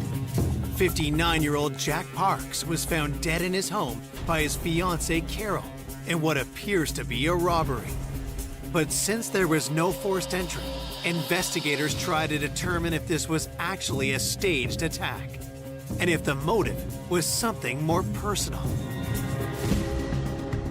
When we interviewed Carol, we had to look at what role, if any, that upcoming wedding had in what happened. We had to start looking at every aspect of their lifestyle. What were the family dynamics? We had to chip away at a number of things in their life, things that happened that day, but also things that might have happened in the past that could be a motivation for this murder. They had their differences. They'd have their arguments, but it wasn't my point to get involved in their squabbles.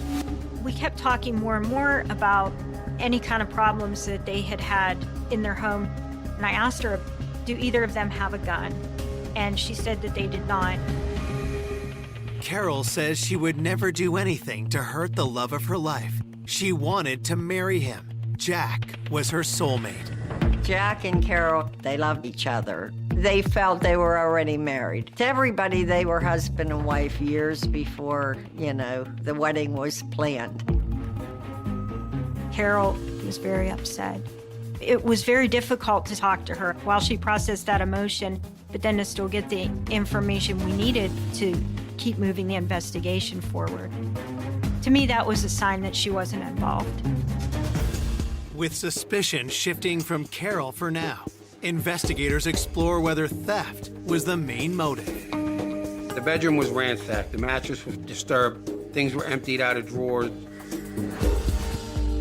Carol had indicated to me some items that should be there. Their wedding rings that they had bought. Jack collected some coins. He had some expensive watches. She indicated that the watches should be in the boxes. When we first processed the areas of disarray, none of those items were there. That was our first big clue to go off of. I knew that if we could find that jewelry, we could find who was involved. We didn't know if the person who took it might have given it to someone else, but we had to start with where is it, who has it, and how did they get it. The next morning, the autopsy report comes in. He was taken out with one shot and to the right side of his head. It took it to a level where you know that is someone who probably came there with the intent to either use that weapon to intimidate or control Jack. There was a projectile that was recovered from his skull, and we were able to determine that we were looking for this .380.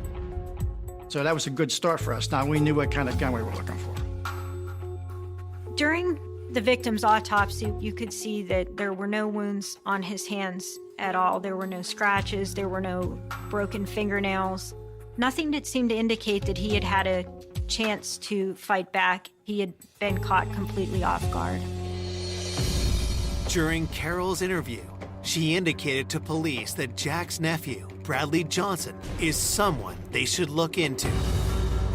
Bradley was living across the street with his mother and father, across the street from Jack. And he was always over there. And from what I understand, he was one of the last ones to see Jack alive. We made contact with Bradley, and Bradley had told us that he had gone over to Jack's house on the 21st, and he said he got there around 10:30 in the morning. Detectives find that timing suspicious. They know Jack was killed sometime between 6 a.m. and 3 p.m. that day. I asked him, I said, Bradley, what did you go over there to talk to him about? And he said, well, Jack's mother had passed away, and he knew that Jack was looking to sell the home. But Bradley wanted to negotiate a deal with Jack, and he wanted to talk to Jack alone because he said, I don't want Carol weighing in on this. I want this to be a Parks family matter, and I want to discuss it with him. In his words, I didn't want her putting her 2 cents in. And that was a phrase that seemed to hint at some kind of animosity. Bradley tells investigators that he finds Carol too controlling and that she shouldn't have a say in this family decision. Jack wanted to wait until he could talk with Carol about it, which sort of defeated the purpose of why Bradley had gone there when she wasn't home. So he said he ended up leaving and they were going to revisit the conversation later. As investigators press him further, Bradley reveals an alarming fact. We did ask him about any firearms that he owned, and when Bradley told us he owned a .380 caliber pistol, it kind of was like, okay, this may be something broke bad, because now we know Carol leaves for work at 6 a.m. and Jack's alive at 10:30 because Brad's telling us he's over there. He indicated he had left about 11:15. With Bradley's timeline, it definitely seemed that Bradley was very close in time to when Jack would have been killed. And he put himself there. He had the same type of gun. Had the discussion about Jack's mother's house turned fatal?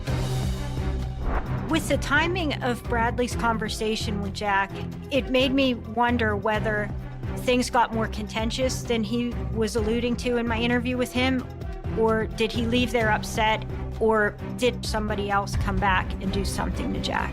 It had to be looked into.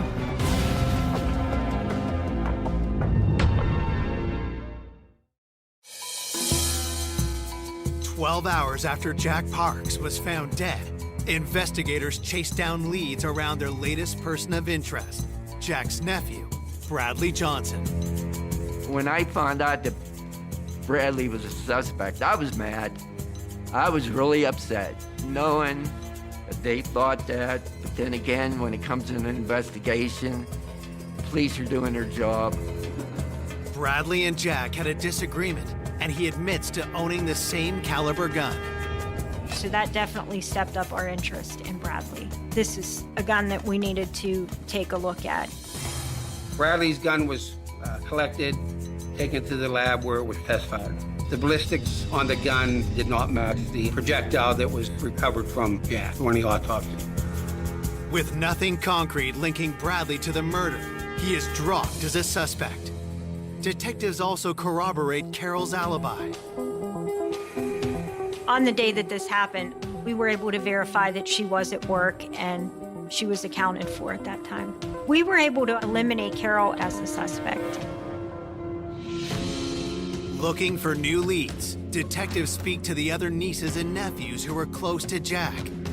During our interview of Carol, she had told us about her nephew, Michael LaPea, who was almost like a son to her, and he had been at the house a lot. They got along good. Michael joined the military. Jack was very proud of Michael. Jack took pride in the nieces and nephews because he watched them grow up. Michael was brought in to the homicide office and interviewed about Jack's murder. And during that interview, Michael had said that he was unemployed. He was trying to seek help through the VA hospital due to his PTSD from being in the Army.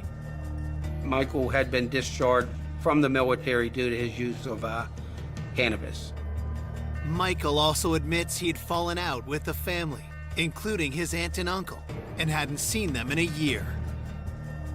He specifically denied being over near the victim's house, and he made reference to them being estranged. Michael had a bit of a drug problem, and Carol and Jack decided to distance themselves from Michael and not let him come to the house. Detectives still need to know where Michael was when Jack was killed. We knew Carol left around 6 a.m. We knew that Bradley was there about 10:30. We knew Carol found him around 3 o'clock. So there's a window of opportunity of about 4 hours. He told us he was at home in Sharpsburg on the day of the incident, July 21st, 20 minutes away from Jack's house. He said that his girlfriend had kind of unexpectedly taken the day off and they spent the day together. Nothing out of the ordinary. He gave us some landmarks on our timeline that we could check out.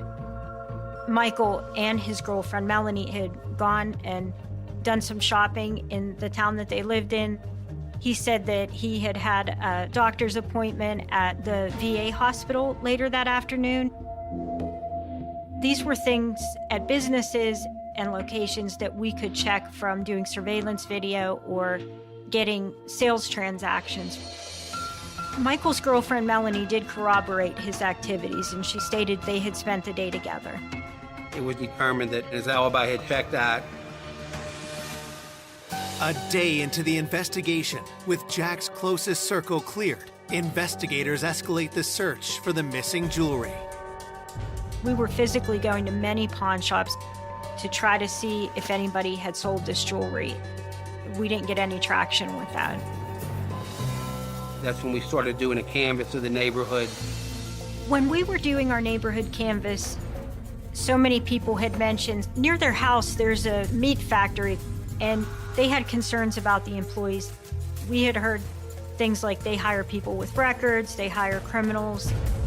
From talking to Carol, she said they have a straight view into Carol and Jack's home, and Jack had mentioned sometimes he would let people use his phone or use the bathroom when they were on their break, and it upset her. In a case like this, you may see, hey, look at this guy, he got some gold on. It's a crime of opportunity. We knew that they got their morning break right around the time when people stopped hearing from Jack, so we definitely wanted to look into that and see what the consensus was over there. I think we did like almost 40 interviews of all the employees to see who they were. One worker in particular piques police interest. Ronald Blevins was a name that came up from multiple employees in the context of people who had gone over to Jack's. This may be the person that Carol was aware that had come over there. Ronald Blevins was somebody who had had a criminal history of petty theft and assault, so he was on our radar for sure. Investigators work quickly to bring Ronald in for an interview. Ronald indicated that he had known Jack and they were actually friendly, and that's why he was allowed to come into the house when Carol wasn't home. Carol said she would get upset with Jack. She would say, "Jack, don't just let anyone in our house. You can't do that." And he would just, kind of shrug it off. But she just didn't want people coming into the house that she didn't know. Investigators ask Ronald point blank if he had anything to do with Jack's murder. He said he had no involvement in Jack's death. The day that Jack was killed, Ronald didn't come to work. He had actually taken scheduled vacation for Friday and Monday. Ronald Blevins' alibi checked out, and we were able to eliminate him as a suspect in this case. Desperate for a new lead, investigators look for similarities with other robberies in the area. After Jack's murder, we talked to the local authorities, and during that, we learned of several burglaries, one of which an older lady was burglarized, and about $5,000 worth of quarters were taken. Jack's killer had stolen his coins as well as jewelry. Is this the same person? And could they strike again? The neighbors were very afraid. We still have a killer out there. It was a whodunit. Once something like this happened, you think that anything's possible now.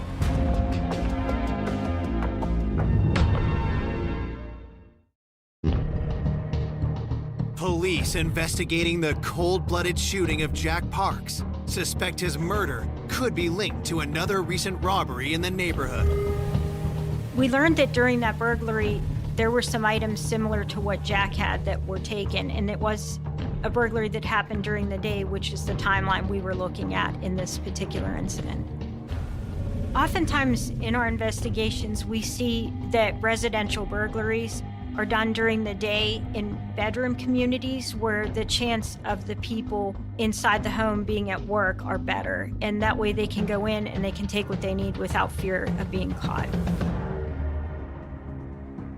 With Jack being retired and home all day, had he caught the burglar red-handed and paid the ultimate price? The neighboring police department already has a suspect in custody. Vernon Zielinski was identified as a possible suspect in this case. He had been recently arrested. The items that Vernon was accused of taking were coins. Well, Jack had coins that were missing. So Vernon Zielinski was tracked down and he was interviewed. We really just wanted to do an interview and determine what connection, if any, he had to Jack. During the interview, he said that he had been arrested for the burglary, but that burglary was at an old employer's house. He denied knowing Jack, and he said that the day that this happened, he was actually at work. We confirmed that through his new employer, that he was working that day, during the time frame that this would have occurred. Vernon was somebody we were absolutely able to rule out of being directly involved. At that stage in the investigation, we had no idea who might have done this and why. 48 hours after Jack's murder, with no arrests in the case, fear is growing in Kennedy Township. Everyone was concerned that how in broad daylight can someone walk into a house, kill somebody, and walk out without even being seen. The hardest thing to comprehend was the murder. It was point-blank assassination. Stone-cold killing. You never expect anything like this. I know I didn't.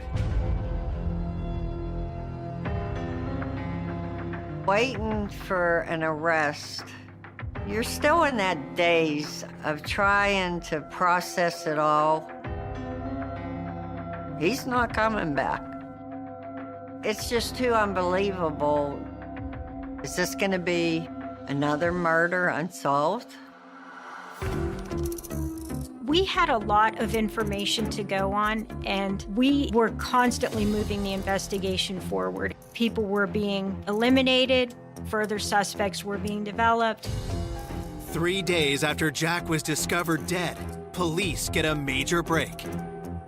A local pawn shop in Sharpsburg, PA, which is another small little borough within Allegheny County, the owner had called the local police due to some suspicious activity. On the day of the incident, July 21st, he said a gentleman came in with a cachet of gold and was trying to sell it to him. What the employee found to be concerning was, first of all, the jewelry was manipulated. It was very distinguishable pieces, but they had been, it seemed to be hammered or just manipulated in a way that would make them hard for law enforcement to identify. It threw up a red flag to him, but also he seemed to think that this was a person who had sold him stolen jewelry in the past. So he didn't buy the jewelry, but he also had the foresight to know he wanted to see where this jewelry might have come from. He knew it was important to get a picture of it. So he took a photograph of the items that this person was trying to sell. He provided us with the photographs, and they were taken to Carol, who viewed them. She became very upset. She started crying, and she said, "That's our jewelry." It felt like we were closing in. Based upon the photograph of the jewelry, we were able to get that out to the local department. They could share it with the pawn shop owners in town if anyone comes in with this. Investigators hope they can identify the seller. The pawn shop owner was able to give a good description of the person who brought the jewelry in. A younger white male, black hair, and thin build. That description was provided to the local police chief in Sharpsburg, and he thought that fit the description of the white male from that area. It gave us a very good lead in this case. A photo array was put together to include 8 individual photographs, and they were shown to the shop owner. We have a set of instructions that we give them, and we say, the person that we're looking for may or may not be in here, but if you see the person indicated on the lineup. So once he reviewed the photo array, he did identify who that person was. It was a huge break. It was exactly what we needed.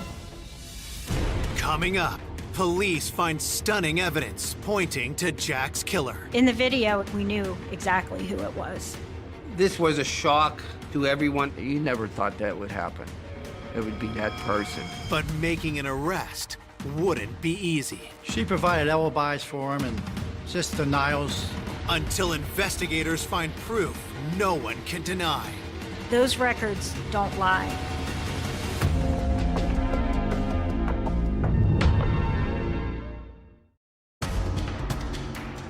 Detectives have just identified the man who tried to pawn murder victim Jack Park's jewelry. His name? Brian Gibbons. He's been a known thief to the local police department. We went after that lead strong. We were feeling pretty confident that Mr. Gibbons may be our man, or at least know who our man was. We were very excited and very motivated to go find him. Brian has a long history of petty crimes, but investigators need to determine if he's a killer. 4 days after the murder, they get a warrant to search his home. Specifically, we were looking for any of the very distinguishing items that Jack Parks had. Unfortunately, we didn't find any of the victim's jewelry in the house, but we did find some items that did turn out to be stolen from someone else. Based upon the search at Mr. Gibbons' residence, we were able to arrest him and have him sent to the county jail. Investigators question Brian about Jack's missing jewelry. He said that he didn't have anything to do with it. At that point, we were trying to determine if perhaps he'd been given some jewelry to sell, that maybe he didn't know its origin and he went to go sell it. We really just wanted to see if we could come up with any connection to rule him either in or out on the homicide of Jack Parks. Brian tells detectives he doesn't know the victim and has never been to his home. He said he had no connection to Jack at all.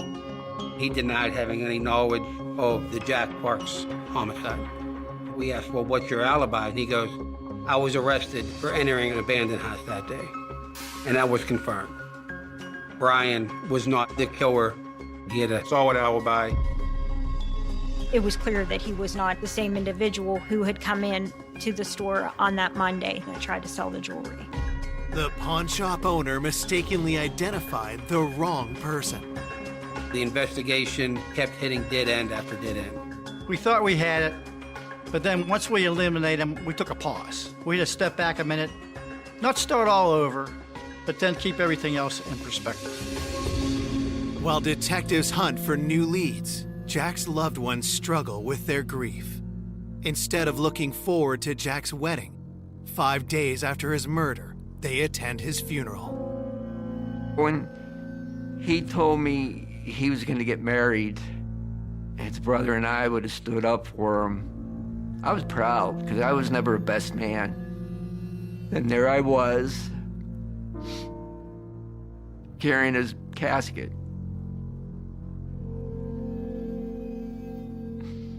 God, to have something like that happen in such a quick time, it's devastating to everybody.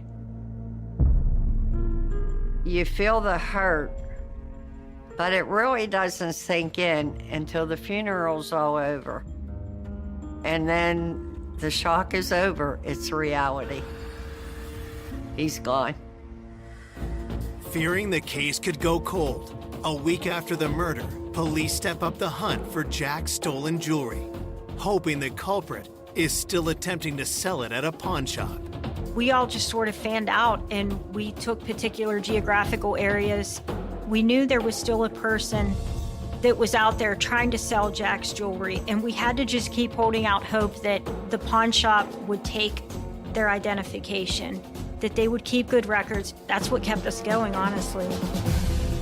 There's a detective in the city of Pittsburgh who is a pawn shop records analyst, and I reached out to her and I told her what items that we had missing, and on August 4th I heard back from her, and she told me that she had found the jewelry where it had been sold.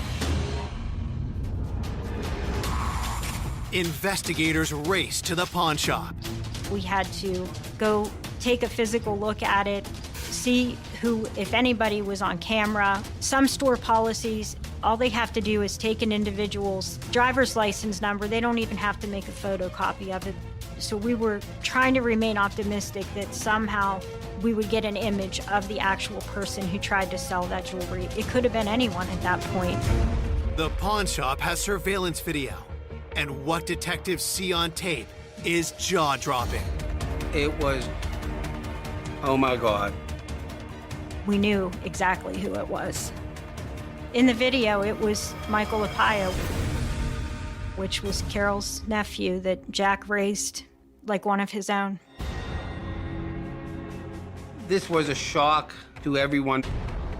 When we first had dealings with Michael, early on in the investigation, he did provide an alibi about businesses he was at, doctor's appointments. Michael had his girlfriend Melanie saying that he was with her during the time that Jack would have or could have been killed. So it was kind of going back, trying to retrace what he had initially told us. We still had to do a little bit more digging. We had to work on if we were missing something. Early on, when we talked to Michael, he had given detectives his phone number. I wanted to get his phone records. While investigators wait for those records, they call Michael back in. We are going to interview him and see what he has to say now that we have him on tape pawning his uncle's jewelry. We decided that it would probably be ideal to bring Michael and his girlfriend Melanie in at the same time, being that she was the person who was providing an alibi for him, and chip away at that and see where the truth lied. We took them both back to our office and they were interviewed in separate rooms. Michael, in his interview, was initially very adamant that he had nothing to do with this. He denied involvement with the murder, involvement with the jewelry, and he just would not deviate from that. Melanie stands by her story too. She provided alibis for him and just denials. Melanie is pretty much telling us that he was with her during the time that Jack would have or could have been killed. She was just defensive and trying to argue with what we knew was not true. And that was that he had sold Jack's jewelry. We showed her a picture of the jewelry and she tried to say it was hers. And we knew that was a lie. With neither Michael nor Melanie cracking under the pressure, detectives need something to break the deadlock. When we got the information about the cell phone records, it was a huge break. We were very happy that it finally had come through. It was like everything came full circle.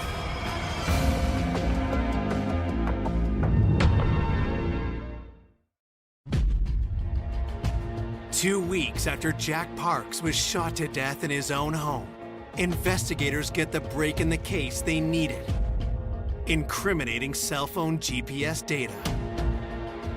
When I got Michael's phone records, I started to see where generally he spent most of his time, which was consistent with his home. He told us he was in Sharpsburg, 20 minutes away from Jack's house, on the day of the incident. Parts of his alibi checked out, cell phone data-wise, but there was an anomaly where about 11:45, his cell phone pinged over in the area of Jack and Carol's house. To me, the significance of 11:45 was it is in this time where Carol can't reach Jack.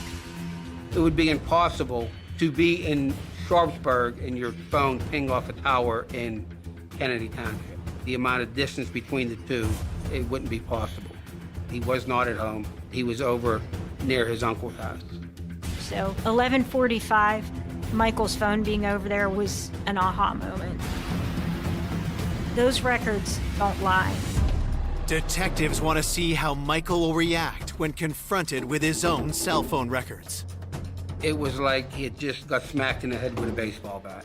He became very quiet, took a second, and he just let it all out. I was suffering from PTSD, and the morning of July 21st, I asked Mel to take a ride with me. She just drove down with me and I parked her car. I told her to wait. She never got out of the car. She had no clue where we were going. Michael's explanation of why he went to see Jack only raises more suspicion. About a year ago, I was accused of stealing jewelry, and I wanted to make amends. I wanted to fix it. I knocked on a door to apologize and talk. At that time, he became hostile, and he choked me and swung at me. His story changed to self-defense. He had two hands around my neck, and at that time, I felt my life was threatened, and I had a pistol 380 on me. It went off. Reconciling that just wasn't possible. Jack was shot one time, right close to his ear. Basically, someone held a gun to his head and executed him. He fell to the floor, and I panicked. Ren grabbed jewelry, and I left. Michael tells detectives he sold the jewelry for $1,000. Even more shocking is what he spent the money on. You stated that that's one of the people you sometimes purchase narcotics from. Yes. I gave him about $600 to $700. In addition to that, several days later, what did he give you? He gave me heroin.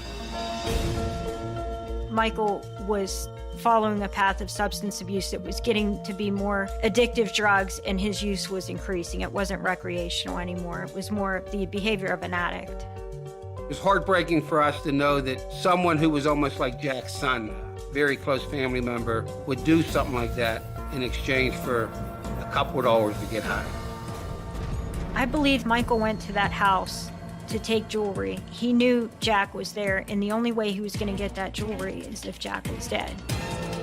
He walked up to the house, and as soon as Jack met him at the door and turned his back to him, he shot him, and he fell, and he died instantly. On August 5th, 2014, Michael LaPaya is charged with first-degree murder. To say to Carol, we know who did this. It was hard, but the hardest answer that we had for her is when she said, Michael who? And he had the same last name as her, really. It was hard to tell her that, it's your nephew. and it just hit her, and she was very upset. You never thought that would happen. It would be that person.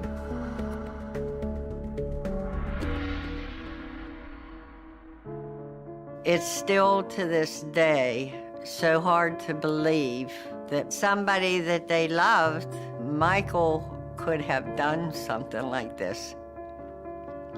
I mean, what he did, I can't describe. There's no words. At trial, Michael is found guilty. On December 9th, 2015, the 24-year-old is sentenced to life in prison. He took a loving, caring man and just executed him. There was no winners. We lost Jack. Who won? Nobody. I would never forgive him. Michael took away my best friend, my brother. He took away a lot from me. To this day, I still hate the guy. Jack will never be forgotten. In the beginning, it's hard talking about a loved one without really breaking down crying. But you continue to talk about him. You keep their memory alive. And that's how he stays with us. Every day, he's here in my mind, my heart, and my dreams. I see his face. Always smiling. I know he's flying with the angels.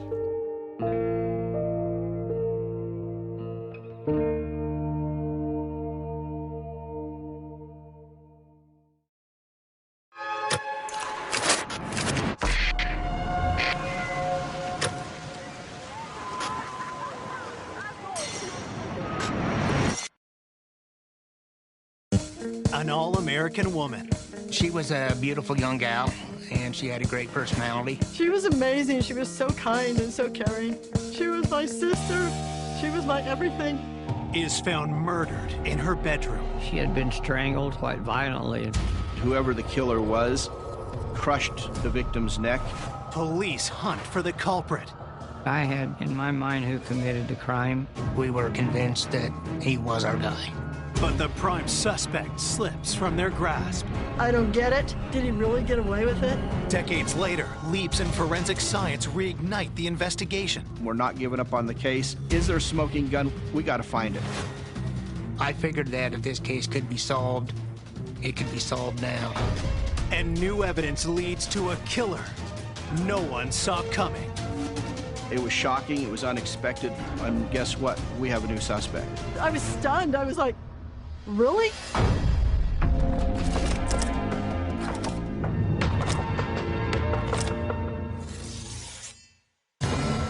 In the early morning hours of June 6, 1980, the peaceful suburb of Woods Cross, Utah, is shaken by a frantic 911 call. Emergency? Oh my God! What's the problem? My wife's been killed. I just got home from work. Okay, I'll see. What's your name? Steve Strong. Please hurry. Woods Cross had never had a homicide. This was the first one, and it definitely was not something we were used to. Police respond to the modest home on the outskirts of Salt Lake City. Well, I got called to respond to this house that they'd said there had been a homicide. So I went into the bedroom area where the victim was, laying on the floor, kind of laying up against the bed. She appeared that she was in her sleeping clothes, just a little t-shirt and a pair of panties. First thing that I noticed, she had bruising and scratches on her neck area that looked like she had been strangled, and been strangled quite violently. In fact, I believe that she had put up quite a struggle and quite a fight. Torn fingernails and some bruising on her legs and her feet. It was an indication she fought pretty hard. It looked like she had been knocked off of the bed and onto the floor. 2 or 3 of the rungs in the bed that had been broken out. So it was obvious that there was a pretty good struggle had taken place there. Police searched the rest of the house, looking for clues to what happened. And looking around, I didn't believe that there could have been a robbery or anything of that nature, because everything else was in place. It did not look like a robbery or theft. This looked more like a personal attack. This looked more like that she was the target of her killer. Investigators turned to Steve Strom, the man who had called 911. He tells police the victim is his wife, 25-year-old Karen Strom. Talking to Steve, he was kind of hysterical, just very upset that his wife was dead. Steve worked at a manufacturing plant on the graveyard shift. He said everything was fine when he left the house the night before to go to work. He worked the night shift till about 7 in the morning. And when he got home, he walked into the bedroom and saw his wife. While investigators continue their hunt for clues, police inform Karen's family of the tragic news. I was at work at the phone company. My stepmother called me and said, "Your sister's dead." I said, "What? What happened?" She goes, "We don't know yet." That was heart-wrenching. I wanted to know what happened to my sister. Karen Saltzgiver was born in Bountiful, Utah in 1954, the oldest of 3 children. Karen and I were 5 years apart. My parents divorced when we were younger, and that's always rough on kids. It was a struggle. But Karen was always there, playing mom, and I think it was just her nurturing instinct. She was amazing. She was strong. In 1973, Karen married Steve Strom right out of high school at the age of 18. Karen and Steve were high school sweethearts. Karen was very outgoing, very fun, very loving, and Steve was very quiet. She saw something in him. They used to go four-wheel driving a lot and up in the mountains a lot. It was a sense of freedom for her, and Karen loved nature.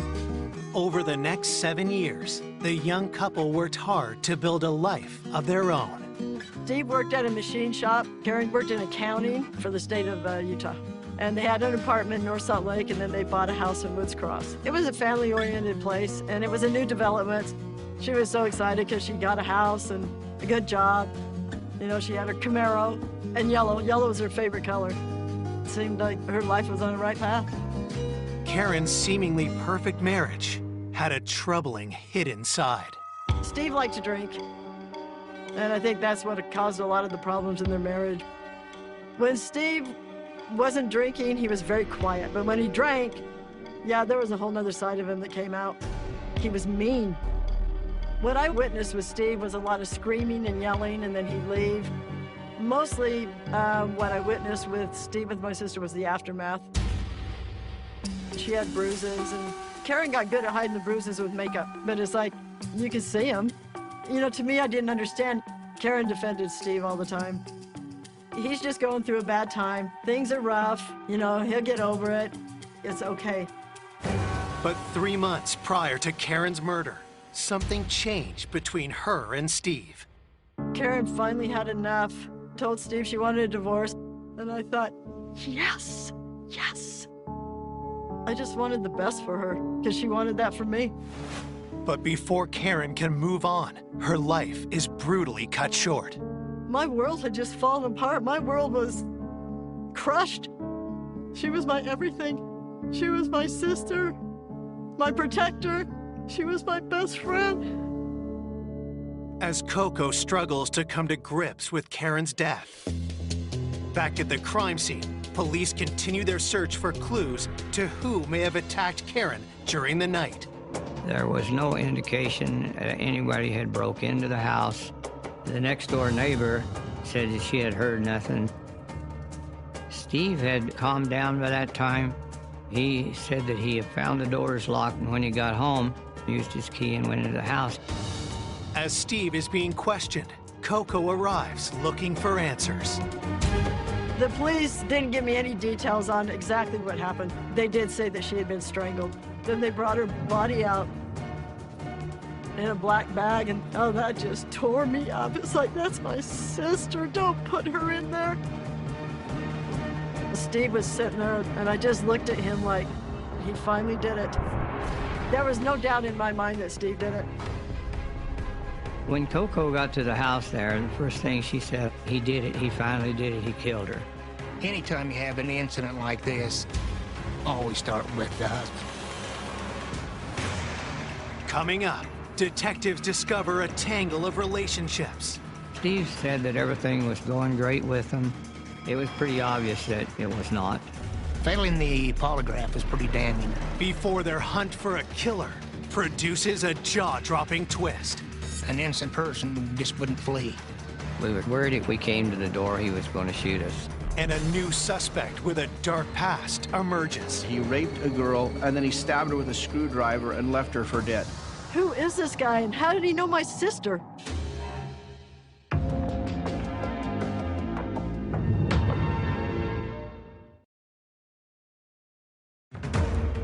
Police in Woods Cross, Utah are investigating the murder of 25-year-old Karen Strong.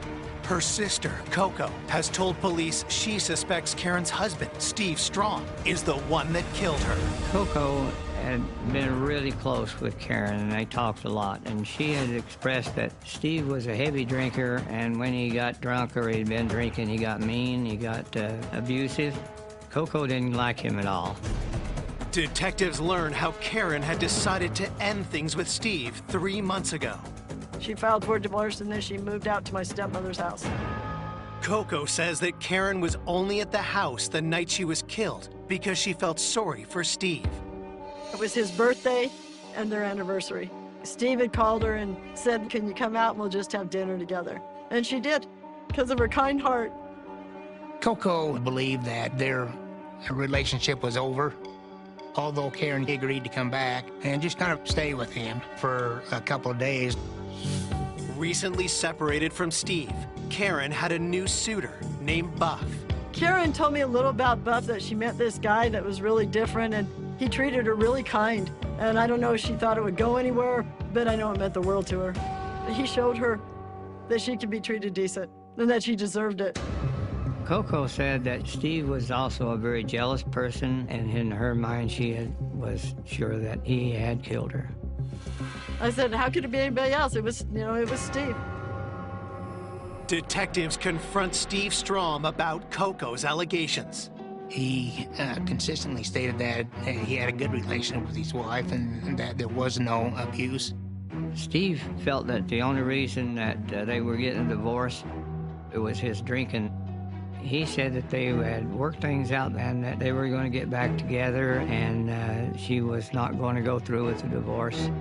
Investigators ask Steve to account for his movements leading up to when he last saw Karen alive. Steve said that he and Karen had gone out to dinner earlier that evening, and then they'd come home and watch TV, and then he got ready and left for work. If Steve is telling the truth, Karen was killed sometime after midnight when Steve left for work, and before 7 a.m. when he returned home to find her body. Detectives ask, if the doors were locked during that time, how did Karen's killer get into the house? Steve gave us the name of about 4 or 5 people that she might have opened the door for, but had indicated probably the one that she would really open the door for after she went to bed would have been Buff.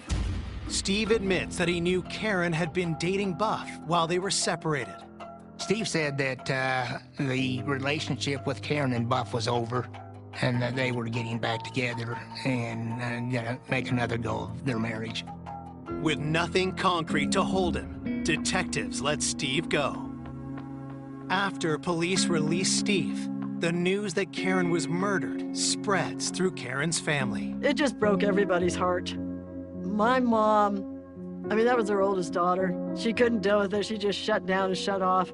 It was just heart-wrenching, and it was something that was so surreal. I was trying to wrap my head around, she's really gone? As Karen's loved ones reel from the murder, detectives head to the factory where her husband, Steve, works as a machinist to confirm his timeline and verify his story. I talked to the supervisor and got copies of his time card, and as far as anybody there could remember, he was on his machine the entire time.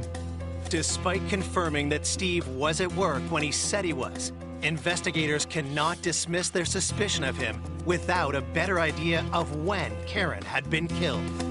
That timeline was very important to the case because we'd be able to tell who had opportunity during that time. As detectives continue their investigation at Steve's workplace, one of Steve's co-workers they speak with is 29-year-old Ed Owens.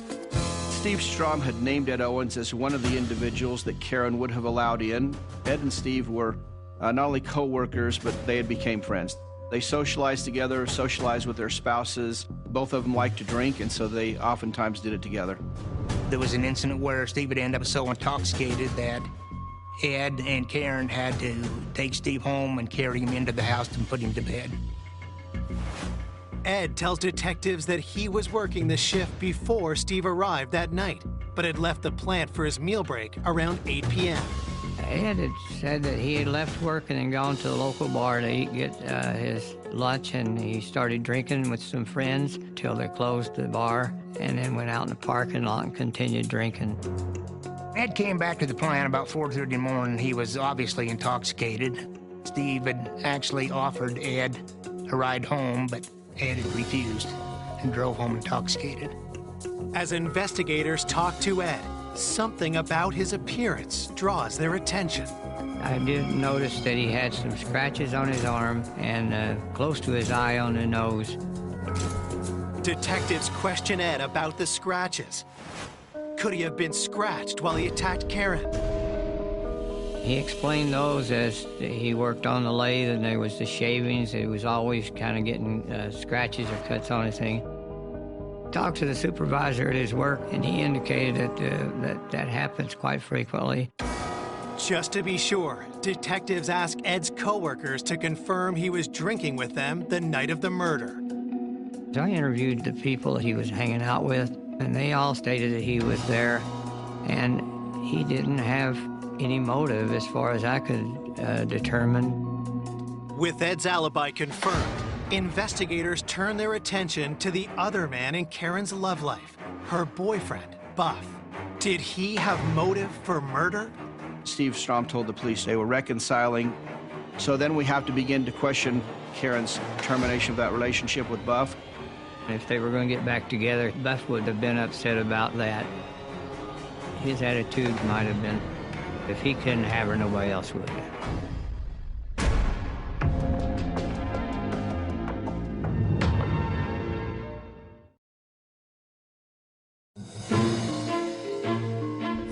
Less than a day after 25-year-old Karen Strom is found strangled to death, police in Woods Cross, Utah have ruled out her husband's friend, Ed Owens, as the killer. There's no indication that Ed had been involved in the death of Karen. But despite verifying his alibi, detectives do keep Karen's estranged husband, Steve Strom, on the suspect list. Her sister Coco talked about how abusive he had been and that Karen needed to get out of that relationship. Now, investigators want to speak with the man Karen started dating shortly after separating from Steve.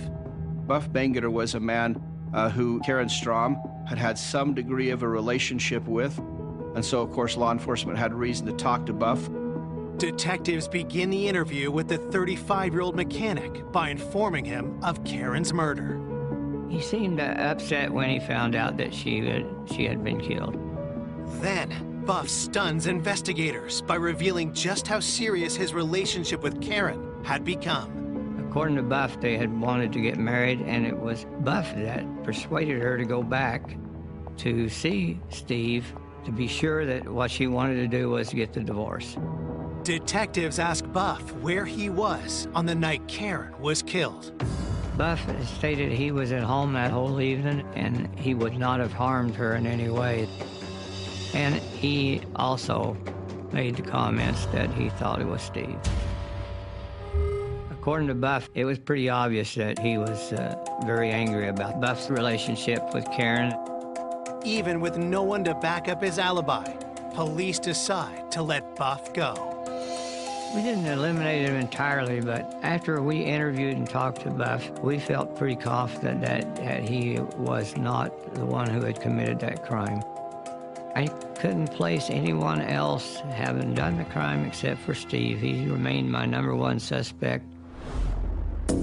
While they wait for crime lab analysis to be completed, detectives keep digging into the people Karen may have let into the house the night she was killed. I interviewed each of the individuals who Steve indicated that he thought she might let in, took blood samples from each of them. I covered all the bases that I could. Investigators also received the forensics report from the crime scene. Crime lab went clear through the house and checking for fingerprints, and there was no fingerprints in the house that they could find other than Steve Strom and Karen. And that was pretty damaging as far as evidence towards Steve. Karen's autopsy results also come back and show no evidence of sexual assault, but do confirm strangulation as the cause of death. Whoever the killer was crushed the victim's neck. This was an aggressive, violent, vicious attack. Karen was scratching and clawing and fighting for her life. Karen's fingernails are clipped and preserved. As far as DNA back in 1980, there was not a lot more that they could do. The testing you could do with any sort of evidence was very limited. The autopsy also provides an idea of when Karen was killed. The approximate time of death was between 10 p.m. on the night of the 5th and 2 a.m. on the morning of the 6th. This means it was possible Karen was killed before Steve left to go to work. The time of death did not give Steve a strong alibi. By his own statements, it was after midnight when he went to work, so he was at home during that period of time.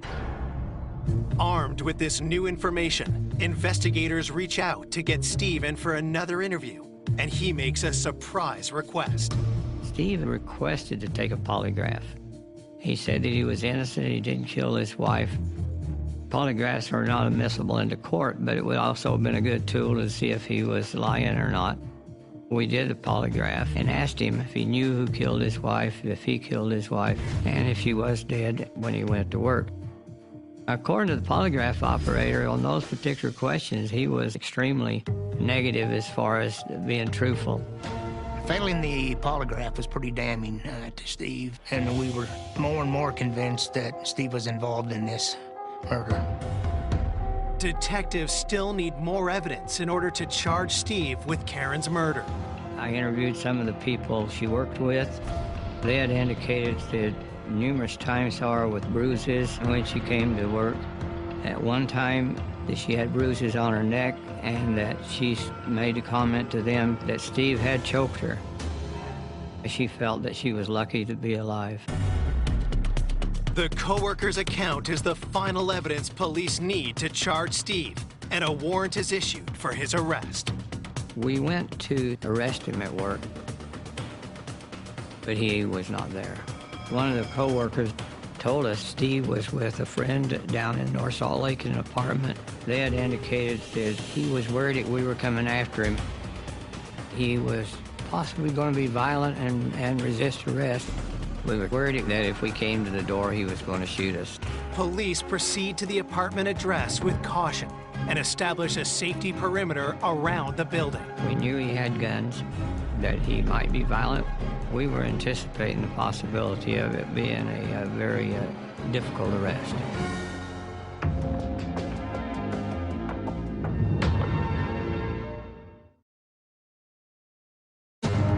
Police investigating the murder of Karen Strong are preparing to arrest their main suspect, her estranged husband, Steve. He had been known to have a weapon. It was a .357 Magnum. We was told that Steve had also made a comment to one of his co-workers that if the police come to get him, he was going to take a couple of pigs with him. Having that information made us feel very nervous about approaching him. Police maintain their distance, fearful of a violent confrontation. There was a SWAT team that was organized that had surrounded the apartment. After several phone calls into the apartment, Steve wasn't cooperative. Steve refuses to answer police phone calls. 3 hours tick by without a resolution before Steve finally answers. Finally, he was convinced to come out peacefully. 2 months after his wife was killed, Steve is finally arrested for Karen's murder. The news quickly spreads to her loved ones. The whole family, when they found out Steve was arrested, kind of breathed a sigh of relief. Good. You know, it was one step closer to being over. After 2 months of investigation, prosecutors believe they have enough evidence to convict Steve of killing his 25-year-old wife. There was significant pieces of evidence that pointed at Steve Strong circumstantially. It appeared that he had opportunity, didn't have a good alibi. He had motivation, potentially jealousy. He had history of domestic violence, particularly when Steve would drink. You had the incident where the co-worker saw Karen with strangulation marks on her neck, and Karen had told her it was Steve Strong that did it. So that was a significant component to the case. Put all the pieces of the puzzle together, and it did look like they've got a reasonable likelihood of conviction. Steve is held on remand for 6 months as prosecutors prepare their case. But just before the trial is set to begin, Steve's defense attorney asked the judge to exclude the testimony from Karen's coworker about Steve strangling Karen. The defense said the coworker didn't actually see it. The coworker is only reporting what Karen told her in what's known as double hearsay. And the judge made an evidentiary ruling that disallowed prosecutors from using that evidence or information at trial. And that was kind of a shocker to me because that was one of our key pieces of evidence. The interviews where people had seen the bruises, she had told them who gave her the bruises. Unfortunately, all of that comes out to be hearsay evidence and was not going to be admissible to court. Without an eyewitness to abuse, prosecutors have a hole in their case against Steve. Without that information, they don't have enough evidence to persuade a jury beyond a reasonable doubt that he killed Karen. And if they go forward and lose, Steve Strong, because of double jeopardy, could never be prosecuted again for Karen's murder. Prosecutors make the difficult decision to drop the charges and let Steve walk free. When I found out the charges wouldn't hold, my heart just sank. It was like, what? Why is this happening? Show me why this is happening, because I can't wrap myself around this. I just didn't understand why they didn't have the evidence. Coco was very upset that we had released him, and so was I, but most of the evidence that we had against him was circumstantial evidence. We didn't have any hard evidence towards Steve. For the next 4 months, detectives continue digging, trying to find the evidence they need to close the case. I did a lot of running around during that time, interviewing people and trying to find more evidence. However, most of the stuff we were getting was still hearsay. By the time the 1-year anniversary of Karen's murder comes, little hope remains. I felt that I had done everything that I could. My main thing at the time was making sure that I preserved all the evidence we had collected, so if something did come up later, we would be able to use it. In the summer of 1981, the hunt for Karen's killer goes cold. A year went by, another year went by, and I'd call anything. Do you have anything new? Nothing, Coco, nothing. And it's like, did he really get away with it? The case remains cold for more than 2 decades, but police in Woods Cross never forget the murder of Karen Strong. I retired in 2005. However, I have to admit that I was still upset about the fact that I could not tie Steve to the murder. In 2006, 26 years after the crime, new detectives take a fresh look. This case was a high-profile case, and at one time there had been a lull in the caseload, so I had asked if I could focus all my time on this case. And knowing that there was new developments in science, I figured that it was the right time to pick this up, because if this case could be solved, it could be solved now. I went through the evidence looking for specific items that could be tested. The items that we sent into the lab for examination first were Karen's fingernails. Police in 1980 found material under Karen's fingernails, but had no way of testing it. Could this hold the key to identifying Karen's killer? We was quite worried that the evidence had degraded. I mean, it had been 26 years. The crime lab tests Karen's fingernails, searching for her attacker's DNA. When those results came back, it was a bombshell. There was DNA of Steve Strom underneath Karen's fingernails, but also there was unexpected DNA evidence underneath Karen Strom's fingernails. And guess what? We have a new suspect.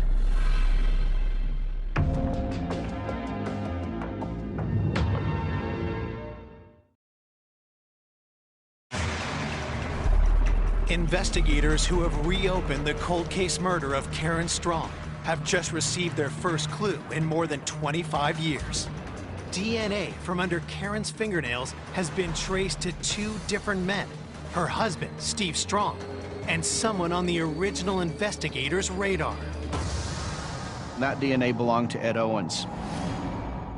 The fact that Ed Owens's DNA was underneath Karen Strong's fingernails, it was shocking. Ed Owens was Steve's friend and coworker. Ed's blood had been collected in 1980, when police first considered him a suspect.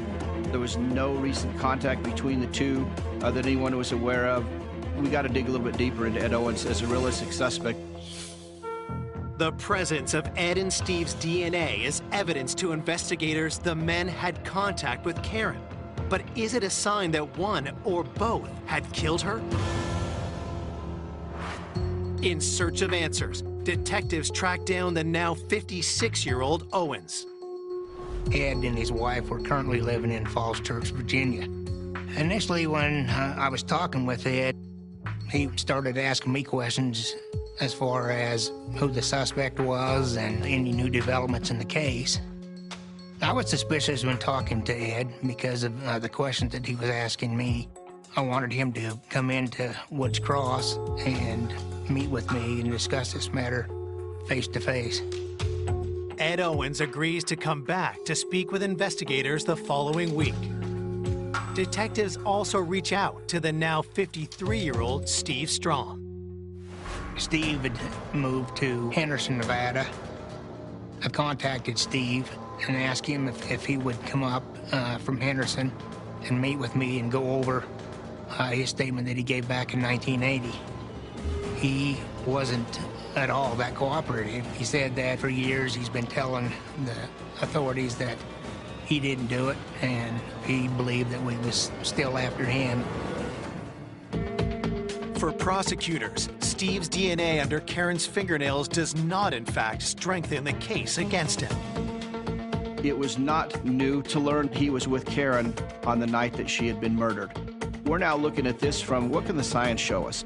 Who can we show did what based upon this evidence? So now we need to take the next level of testing and figure out what type of DNA are we talking about. Detectives resubmit the fingernail DNA for a more detailed analysis. And the forensics lab has another surprise in store for investigators. It was determined that Steve's sample was very minute and Ed's was the dominant sample. And the substance of Ed's was seminal fluid. I was a little shocked about that. Steve and Ed were close friends, but there was no relationship between him and Karen. Karen's autopsy had shown no evidence of sexual assault, so investigators are surprised by the indication of sexual activity. That was unexpected. Why is Ed Owens' seminal fluid underneath Karen Strom's fingernails? What happened here? Was this consensual sex that then went awry? Was it not consensual sex? Was this a forced sexual assault situation? In the 1980 investigation, Ed's alibi put him at a bar with friends when Karen was killed. I contacted the co-workers, people that had been to the bar with Ed on the night of the homicide. Both of the witnesses was unable to say whether Ed was at the bar the whole time. The co-workers had also noticed the scratches on Ed's hands and face the day after Karen's murder. Ed was asked how he obtained those injuries, and he said that he was playing with his dog. Strikingly, that statement contradicts the one Ed gave to detectives 26 years prior. Ed had said that those scratches were obtained by working on a lathe machine. This was raising some red flags as far as Ed's involvement in this matter. Detectives are eager to talk to Ed themselves, but he fails to arrive for his scheduled interview. Ed just mysteriously turned up missing 2 days after he had spoken with me. Left a note for his wife. It was a goodbye note. Well, after hearing this, I subpoenaed some banking records of Ed's, And through those records, we determined that he crossed the border into Mexico. An innocent person just wouldn't up and leave his family and flee. Detectives get another surprise when they dig deeper into Ed's background. Back in 1980, the investigators ran a background check on Ed Owens in Utah. I, however, ran the national database on Ed Owens and found that Ed had been arrested in California in 1973 and charged with attempted murder. A man raped a girl on the beach, strangled her, and then he stabbed her with a screwdriver and left her for dead. Ed Owens is charged and arrested, did go to trial, but Ed Owens' mother gave him an alibi. So the jury did not convict Ed Owens. Even though Ed hadn't been convicted, pieces of the puzzle just start to fall into place. We believe Ed's the killer.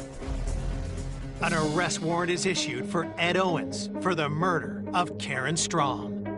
When Sergeant Benson called me and said, "Coco, are you sitting down?" He goes, "Do you know who Ed Owens is?" I said, "I've never heard of him." And he said, "Coco, that's who killed your sister." I was shocked. All these years thinking of Steve, I was stunned. I was like, really? It was like starting all over again from scratch. Who's Ed Owens and how did he know my sister? It was kind of a shocker to me because I was totally convinced that it was Steve. With Ed Owens in Mexico, investigators strategize how to get him back to face justice.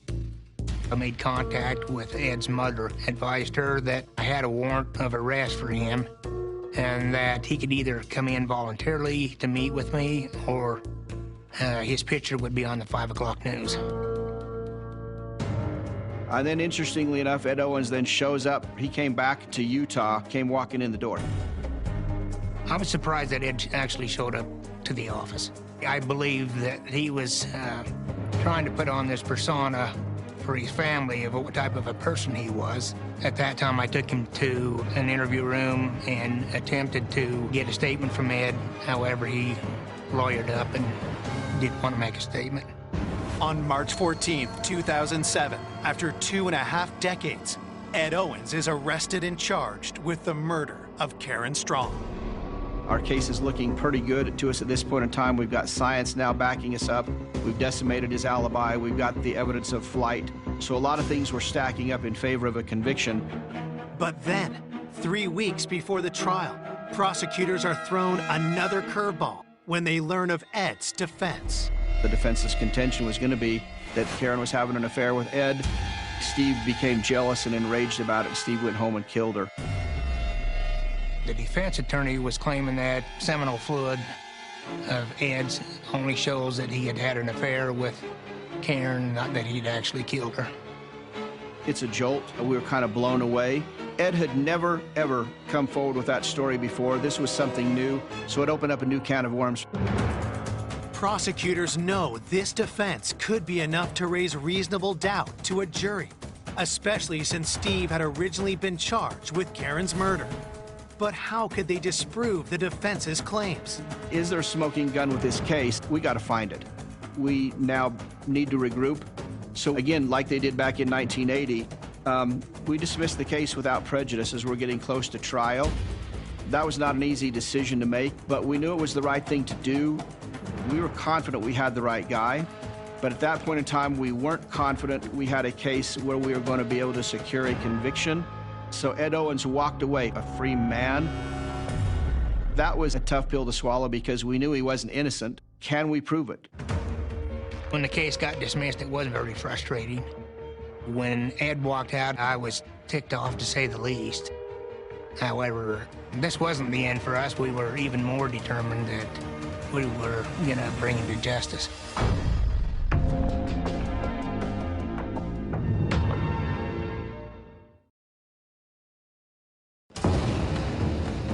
"26 years after the murder of Karen Strom, police have arrested their second suspect in the crime, Ed Owens. But prosecutors are forced to drop charges against Ed, leaving Karen's family desperate for justice. After they released Ed Owens, I told Troy, Please don't give up, you guys. Come on, there's got to be something. Please don't give up. I made a promise to Coco Saltzgiver. We're not giving up on the case. We're not abandoning it. Dismissal without prejudice means it can be refiled. We knew Ed Owens did it. We just wanted to get to the point where we knew we could actually prove it. Detectives re-interview those who knew Karen to find out if she really could have been having an affair with Ed Owens before she was killed. And all the witnesses that I talked to, it was pretty obvious that Steve, being as jealous as he was, and also Karen's relationship with Buff, Karen would not be having an affair with Ed Owens. With no evidence of sexual assault found during Karen's autopsy, prosecutors need to establish an alternate theory to Ed's claim of an affair. So why is Ed Owens' seminal fluid underneath Karen Strom's fingernails? The best theory that we had is Ed Owens went into Karen Strom and Steve Strom's home that night in the summer of 1980 with intent to sexually assault her. That Karen successfully stopped him. I believe that that's probably the best answer because there was no genital injury to our victim, Karen Strom. Yet there's a hell of a struggle. And the way he crushed her neck, it's in anger. He didn't get what he wanted. Prosecutors know they only have one shot at making Ed pay for his crime, and they'll need hard evidence to convince a jury. We can't let him get away with it now again for what he did in 1980. We had to continue to focus in on that crime scene, focus in on Karen's body, go through all the evidence again, looking at every crime scene photo that we had, blowing things up. It's there. We're not going to give up until we find it. Investigators spend weeks examining the evidence in minute detail. Then, they catch something on the underwear Karen was wearing the night she was killed. One of the things that we did notice was there were some very tiny droplets that had never been analyzed. They'd kind of been overlooked. We submitted those to the crime lab. We did not know exactly what it was. When those results came back, another one of these aha moments, that material that was on Karen Strom's panties was Ed Owens' blood. And now, we've got this. This was not a consensual sexual encounter. It's the final piece prosecutors are looking for. Ed Owens is picked up and recharged with Karen's murder. When Ed Owens was rearrested, it was a great feeling. Now we felt like our case was ready for prime time. At trial, in front of Karen's family, prosecutors present how the crime unfolded. Ed had gone to the bar, and knowing that Steve was coming into work, slipped out of the bar, and then went to the Strom residence to sexually assault Karen. Struggle ensued. She started lashing out at him. He ended up grabbing her by the throat, killed her, then went back to the bar with his co-workers, using them as an alibi. Sitting through that trial and watching the evidence they had, it was horrific what he did to her. Oh my God, she must have been terrified. But she fought. Oh, she fought hard. Who is the best witness against Ed Owens? It's Karen Strom. By the fight she put up and the evidence she gathered, part of what she got out of him when she gouged him was his blood. The defense argues that Ed is innocent and that Steve killed Karen out of jealousy. Ed seemed like he was very cocky and that he was confident that he was going to beat this case. The judge let me address him at the trial. I said, "You took my sister from me. You took my best friend. You took the person I feel safe with in the world. You took..."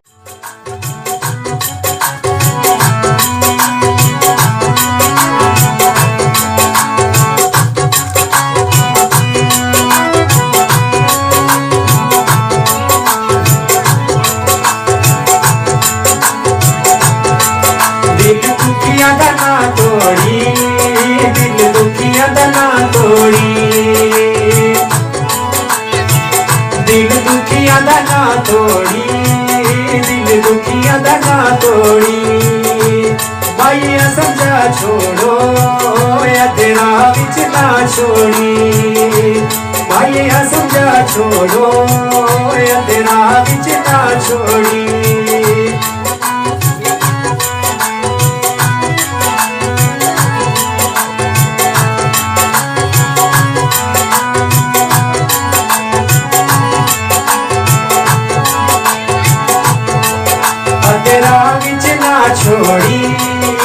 अधेरा विच ना छोड़ी अधेरा विच ना छोड़ी अधेरा विच ना छोड़ी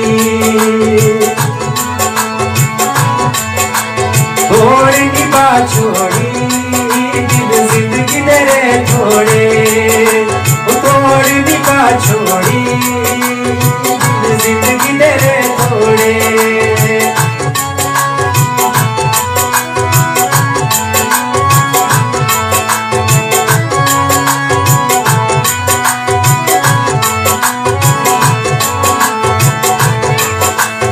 छोड़े मुका दे दे छोड़े मुका दे दे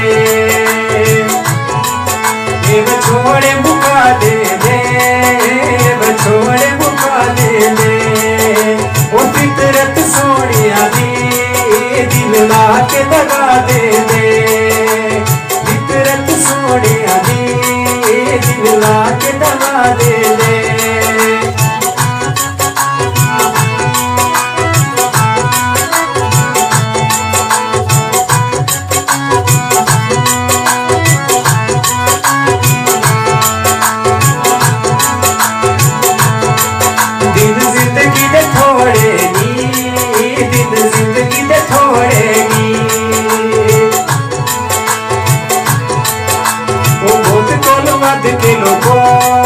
सजना दे छोड़ेगी बहुत कोल वध के लोगो सजना दे छोड़ेगी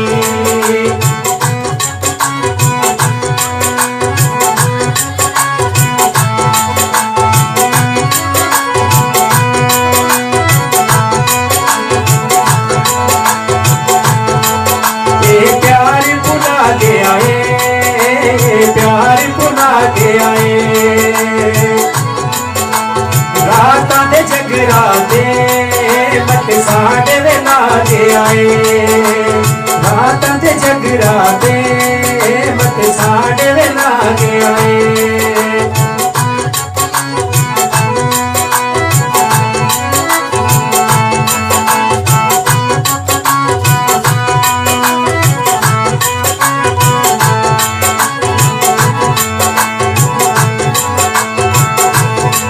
तेरी याद सताती है तेरी याद सताती है वो दिन बेचैन लगे रात नींद न आती है दिन बेचैन लगे रात नींद न आती है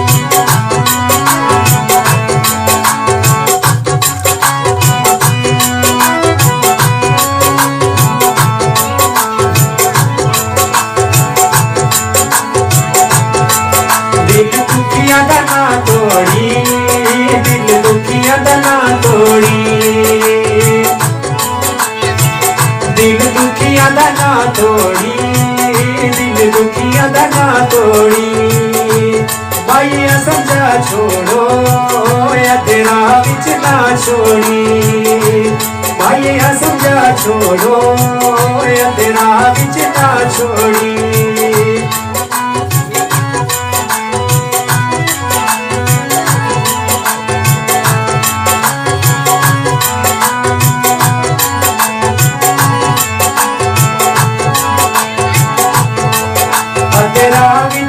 छोड़ी तेरा विच ना छोड़ी तेरा विच ना छोड़ी तेरा विच ना छोड़ी थोड़ी निभा छोड़ी दिल जिंदगी तेरे थोड़े तोड़नी का छोड़ी जिंदगी दे रे थोड़े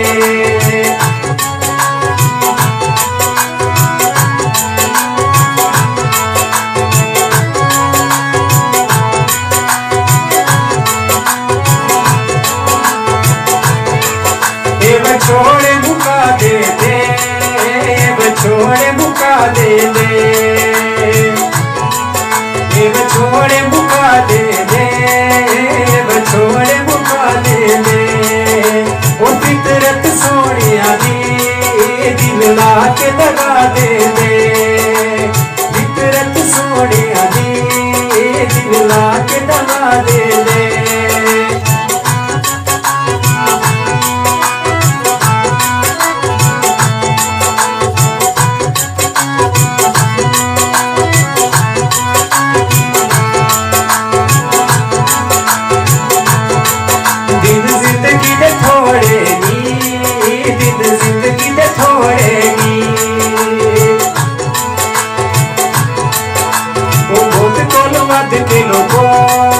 सजना दे छोड़े नी बहुत कोल वध किलो को सजना दे छोड़े नी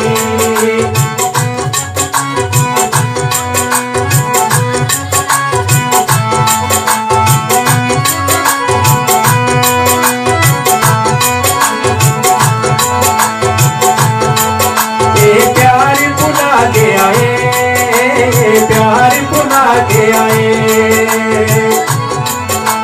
रातां दे जगराते मत साढ़े वे ला के आए रातां दे जगराते